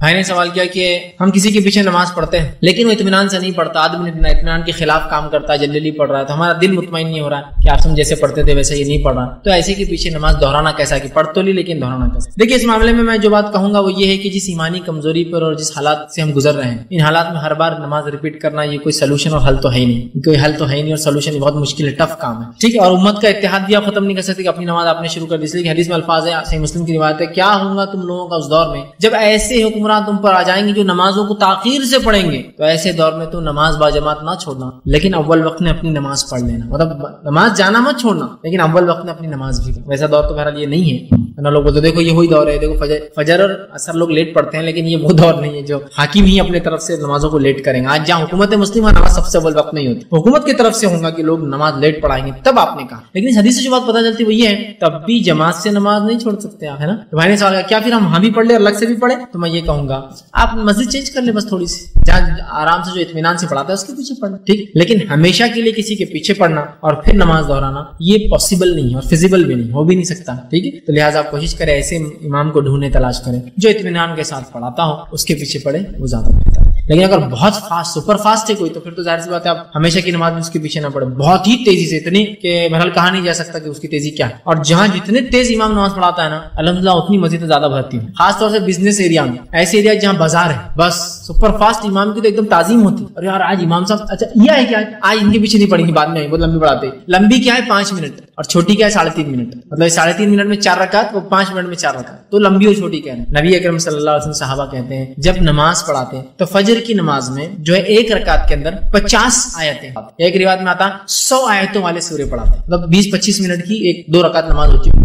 راتوں کی نماز میں تو آپ سورہ بقرہ پڑھ لے رہے, سورہ آل عمران پڑھ رہے, سورہ نساء ایک رکعت میں پڑھ رہے ہیں, لیکن یہ اس طرح سے 50 نہیں صحیح, 100 نہیں صحیح, 20 آیتوں والا کوئی سورہ یا 20 آیتیں, کچھ نہیں. ہمارے پاس تو 4 سے 5 5 6 سے اوپر کوئی بھی نہیں پڑھتا نا, اتنے میں بھی اگر خیرت لمبی کر لے تو لوگ پریشان کہ بھائی وہ نماز نہ. تو ہم کو اطمینان رکھنا چاہیے اپنی نمازوں کو, اور وہاں پاس نماز کا ماحول نہیں ہے لمبی نمازوں کا, اطمینان والی نمازوں کا. لہٰذا اگر کوئی تھوڑی بھی لمبی کر دینا بے چینی شروع ہو جاتی, بلکہ وہ جو بیچارے روز کے عادی لوگ رہتے ہیں وہ ایسا رکوع سے کھڑا ہوا, کوئی نیا امام ہے رکا ہوا سامنے وہ پہلے سے ریڈی رہتے ہیں, کسی کو نیا ہے وہ آرام سے پڑھا رہا ہے تو یہ پریشان ہو جاتے, بولتے نہیں یار کل سے اس کو مت بلاؤ بہت لمبا کر دو. تو ہمیں اطمینان کے ساتھ بہرحال وصول کرنا چاہیے. جی دوسرا بھائی کا سوال تھا کتنا حصہ نمازی کے سامنے چھوڑ کر ہم اس کے آگے سے گزر سکتے. سب سے پہلے نمازی کو اگر ایسا لگے کہ میں ایسی جگہ نماز پڑھ رہا ہوں جو لوگ سامنے جا سکتے تو وہاں سترا رکھ دے, سترا سجدے کے آگے سترا, کوئی بھی چیز سترا بن سکتی ہے, ایک کوئی بھی چیز اونچ, کوئی بھی چیز, یا مسجد میں سترے ہونا چاہیے بنے بنائے لکڑی کی, کچھ ہوتے ہیں آج کل مسجد میں سترے کے آگے سے تو کوئی مسئلہ ہی نہیں ہے. اب رہا سترا نہیں ہے, عام مسجدیں ہیں تو سترا نہیں ہے, تو اس معاملے میں علماء کے اقوال ہے, 3 اقوال اس کے اندر ملتے ہیں. امام ابو حنیفہ رحمہ اللہ کا قول ہے 3 صف چھوڑ کر, ایک اونٹ کی جگہ 3 صف چھوڑ کر جا سکتے ہیں, ایک اونٹ بیٹھتا ہے اتنی جگہ. امام شافعی کا قول ہے کہ ایک گائے بیٹھنے کی اتنی جگہ, مطلب 2 صف چھوڑ کے جانا. اور امام احمد بن حنبل فرماتے ہیں کہ ایک صف چھوڑ کر, مطلب ایک بکری کی جگہ. اللہ عالم, اس معاملے میں کوئی صحیح قول مجھے نہیں پتا اس کے علاوہ. اب جو بھی آپ کو بیسٹ لگے اور آپ کی ضرورت کے تحت, ایک صف, 2 صف یا 3 صف. سترے کی بات تو کوئی ایشو نہیں رہا, سترا اگر ہے پھر تو کوئی مسئلہ ہی نہیں رہا, آپ اس کے سترے کے آگے سے جائیے آئیے. لیکن اگر سترا نہیں ہے سامنے تو پھر تو میں یہ کہوں گا جتنے دور سے ہو سکتا ہے اتنے دور, اگر ضرورت نہیں ہے تو خامخواہ جائیے مت, پھر انتظار کر لیجیے, وہ زیادہ بیسٹ ہے. اس لیے حدیث میں 40 تک رکے رہتے بولے تو بڑی بات ہے, اگر 40 منٹ بھی لے تو بہت بڑی بات ہے. مسجد خالی ہوتی 40 منٹ میں, ٹھیک ہے, تو رکنا چاہیے. السلام علیکم. نماز میں سجدے سہو کی کیفیت کیسی ہونی چاہیے؟ مطلب خدشہ ہوتا ہے کہ نماز رکعتیں کم یا زیادہ ہو گئی تو وہ کس طرح سے؟ اور دوسرا یہ کہ اگر امام سے غلطی ہو جائے لیکن ہم نماز میں بعد میں ملے, جو غلطی ہمارے سے سرزد نہیں ہوئی, تو اس کو کس طرح سے کیا جائے؟ ہاں 2 سوال کی سجدے سہو کی تعلق سے. دیکھیے سجدے سہو کی تفصیلات کے لیے آپ انشاءاللہ میرا ایک لیکچر ہے پورا, سجدے سہو, سجدے تلاوت اور سجدے شکر کا طریقہ, مکمل سجدے سہو کی تفصیلات اور گوشان سیشن میں ہم نے اس میں ڈسکس کیا. لہٰذا میں انشاءاللہ کہوں گا کہ آپ اس کو دیکھیں, اس میں زیادہ فائدہ ہوگا. امام سے اگر کوئی غلطی سرزد ہو جائے اور بھائی نے کہا ہم پیچھے سے اور ملے تو ہم نے کیا کرنا چاہیے؟ دیکھیں امام سے اگر کوئی غلطی ہوئی ہے ٹھیک, اور آپ نماز میں شامل ہوئے, جیسے مثال کے طور پر امام نے 3 رکعت نماز پڑھائی اور آپ تیسری رکعت میں ملے اس سے آگے, تو آپ کو تو معلوم نہیں 3 پڑھائی ہے 4 پڑھا, آپ کے لیے تو کوئی ایشو نہیں ہے. اس کے بعد یہ ہوا کہ امام نے سلام پھیرا, لوگ اڑ گئے, نماز پڑھنا ہے, لیکن آپ تو اپنی 4 مکمل کریں گے نا, تو آپ تو کیا سمجھتے ہو چوتھی امام کی ہے نا, تو لہٰذا اس سے آپ کی نماز میں کوئی پرابلم نہیں سمجھ. لیکن وہ مقتدی جنہوں نے امام کے ساتھ پڑھا ان کو تو 1 رکعت پڑھنی پڑیں گی, امام بھی پڑھائیں گا اور مقتدی ساتھ پڑھیں گے, وہ ہوگا. لیکن اگر امام نے کوئی غلطی کی اور اس کو غلطی احساس ہو گیا اور وہ سجدے سہو کر رہا ہے تو آپ پر بھی واجب ہے, آپ بھی سجدے سہو کریں گے. آپ یہ نہیں بولیں گے میں تو دوسری رکعت میں غلطی, میں تیسری میں شامل ہوں, میں چوتھی میں نہیں, آپ کو اس میں شامل ہونا ہی ہے اس کے سجدے سہو. بہت سے لوگ بیٹھے رہتے ہیں میں کیوں کروں گا, میں تھوڑی غلطی میں تھا, نہیں. اگر ایسی غلطی ہوئی جو غلطی آپ کو ملی ہی نہیں, جیسا رکعت کی کم زیادہ 5 رکعت پڑھا دی, آپ ملے آخری رکعت میں آ کے آپ کو لگا چوتھی, لوگ بول رہے پھر سے پڑھاؤ, آپ کو کوئی نماز توڑنے کی ضرورت نہیں, پھر سے آپ اپنی نماز کمپلیٹ کر لیجیے, 3 رکعت باقی کی ہوگی. کیونکہ آپ جب امام کے ساتھ ملے تو آپ نے 1 رکعت پا لی, اس کے بعد آپ نے کنٹینیو کر رہے 4 رکعت. اب وہ لوگوں نے غلطی کے ساتھ 5 پڑھ کے سجدے سہو بھی نہیں کیا, آپ کو ضرورت نہیں سجدے سہو کی, چونکہ آپ نے 1 ہی رکعت پائی امام کے پیچھے, ابھی تو آپ کو 3 پڑھنا ہے, سمجھ رہے آپ بات کو. تو لہٰذا یہاں آپ کو ریپیٹ کرنے کی, اپنی نماز توڑنے کی ضرورت نہیں. اور لوگ خامخواہ توڑاتے بھی, ارے توڑو نماز, اس لیے کہ امام صاحب نے 3 رکعت پڑھا, ٹھیک ہے وہ 3 ہے, آپ کی تو نہیں امام سے غلطی بھی نہیں, اس نے 3 پڑھا دی, لیکن اس کی نیت کتنے پڑھنے کی تھی 4, تو پھر مسئلہ ہی نا, مقتدی کا کیا مسئلہ ہے. اور مقتدی اور امام کی نیت ویسے بھی ایک جیسی ہونا کوئی شرط نہیں, یاد رکھیں. مقتدی کی نیت کچھ اور ہو سکتی, امام کی نیت کچھ اور ہو سکتی. اس کے لیے دلیل وہ ہے کہ آپ صلی اللہ علیہ وسلم کے زمانے میں ایک صحابی مدینہ کے دور ایک بستی سے مسجد نبوی آتے, وہاں کے نماز پڑھتے اور جا کر اپنی قوم کو پھر ویسے ہی نماز پڑھاتے جیسے اللہ کے رسول نے پڑھا. اب وہ یہاں کون سی نماز پڑھتے اور وہاں کون سی نماز پڑھتے, حدیث میں کچھ نہیں کہ یہاں کون سی پڑھتے وہاں کون سی پڑھتے, لیکن اس سے کیا پتہ چل رہا ہے کہ امام اور مقتدی کی نیت الگ ہو سکتی ہے. آپ سے فرض پڑھ رہے اپنی, ہو سکتا ہے وہ صحابی کیا پڑھ رہے ہیں پیچھے ان کی فرض, اگر رسول اللہ پیچھے ہے تو افضلیت, تو اپنی بستی میں جا رہے ہیں تو کیا پڑھا رہیں گے وہ نفل, ان کی تو فرض ہوگی, پیچھے ان کے لوگ کیا پڑھ رہے ہیں فرض, سمجھتے ہیں نیت کا اختلاف ہو سکتا ہے, تو آپ کو پھر اس کی ضرورت نہیں. السلام علیکم. بہت سارے لوگ فرض نماز کی اقامت ہونے کے بعد سنت نمازیں اپنی جاری رکھتے ہیں, وہ ایک سوال. اور دوسرا یہ کہ بہت سارے لوگ دعائے معصورہ کے بعد سلام پھیرنے سے پہلے دم کرتے ہیں اپنے گریبان میں یا پھونکتے ہیں, تو اس کے بارے میں بھائی سوال ہے کہ فرض نماز کی اقامت ہونے کے بعد بہت سارے لوگ جو ہے سنت پڑھتے رہتے ہیں, کیا معاملہ ہے؟ تو دیکھیے آپ صلی اللہ علیہ وسلم نے فرمایا, حدیث کے واضح الفاظ صحیح مسلم کی روایت ہے, جب جس نماز کی اقامت دے دی جاتی ہے تو اس نماز کے علاوہ دوسری کوئی نماز نہیں ہوتی ہے. تو لہٰذا اگر ظہر کی اقامت ہو گئی ہے تو اب آپ اگر نماز پڑھ رہے ہیں اور آپ کی تیسری رکعت سمجھ رہا؟ تو آپ کو یہی نماز توڑ دینا پڑیں گی، جا کے سیدھا مل جائیں گے چونکہ اقامت ہو گئی. ہاں تھوڑا بہت باقی بس قاعدہ چل رہا ہے تو الگ بات ہے، سمجھ رہا؟ توڑ دینا پڑے گا، جا کے مل جانا پڑے گا، یا پھر 2 رکعت کر کے پڑھیے آپ، تاکہ ہو سکتا ہے اقامت شروع ہے تو 2 پہ سلام پھیر دے پھر آپ. ٹھیک ہے؟ تو لہٰذا اقامت کسی نماز کی ہونے کے بعد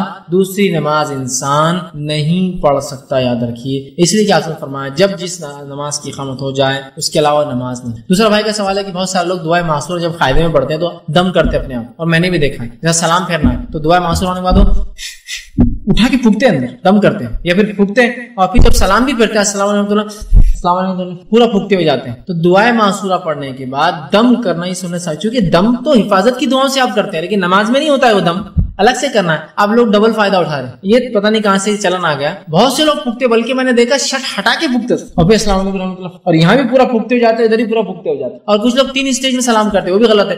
مطلب ادھر جاتے ہیں سیدھا، پھر بیچ میں آتے پھونکتے ہیں، پھر ادھر پھونکتے، جبکہ سلام السلام علیکم رحمۃ اللہ، اور آپ ادھر سے آئیں گے السلام علیکم، بیچ میں رکنا نہیں ہے اور دم بھی نہیں کرنا اور پھونکنا بھی نہیں. تو لہٰذا سلام کرتے اور دم کرنا، پھونکنا اپنے گریبان میں یا گریبان کے اوپر سے، یا ادھر پھونکتے ہو جانا ادھر پھونکتے ہو جانا، یہ سنت سے ثابت نہیں. لہٰذا ایسے تمام اعمال سے جو عبادات میں سنت سے ثابت نہیں پرہیز کرے، ورنہ یہ بدعت ہو جاتی ہے. واخر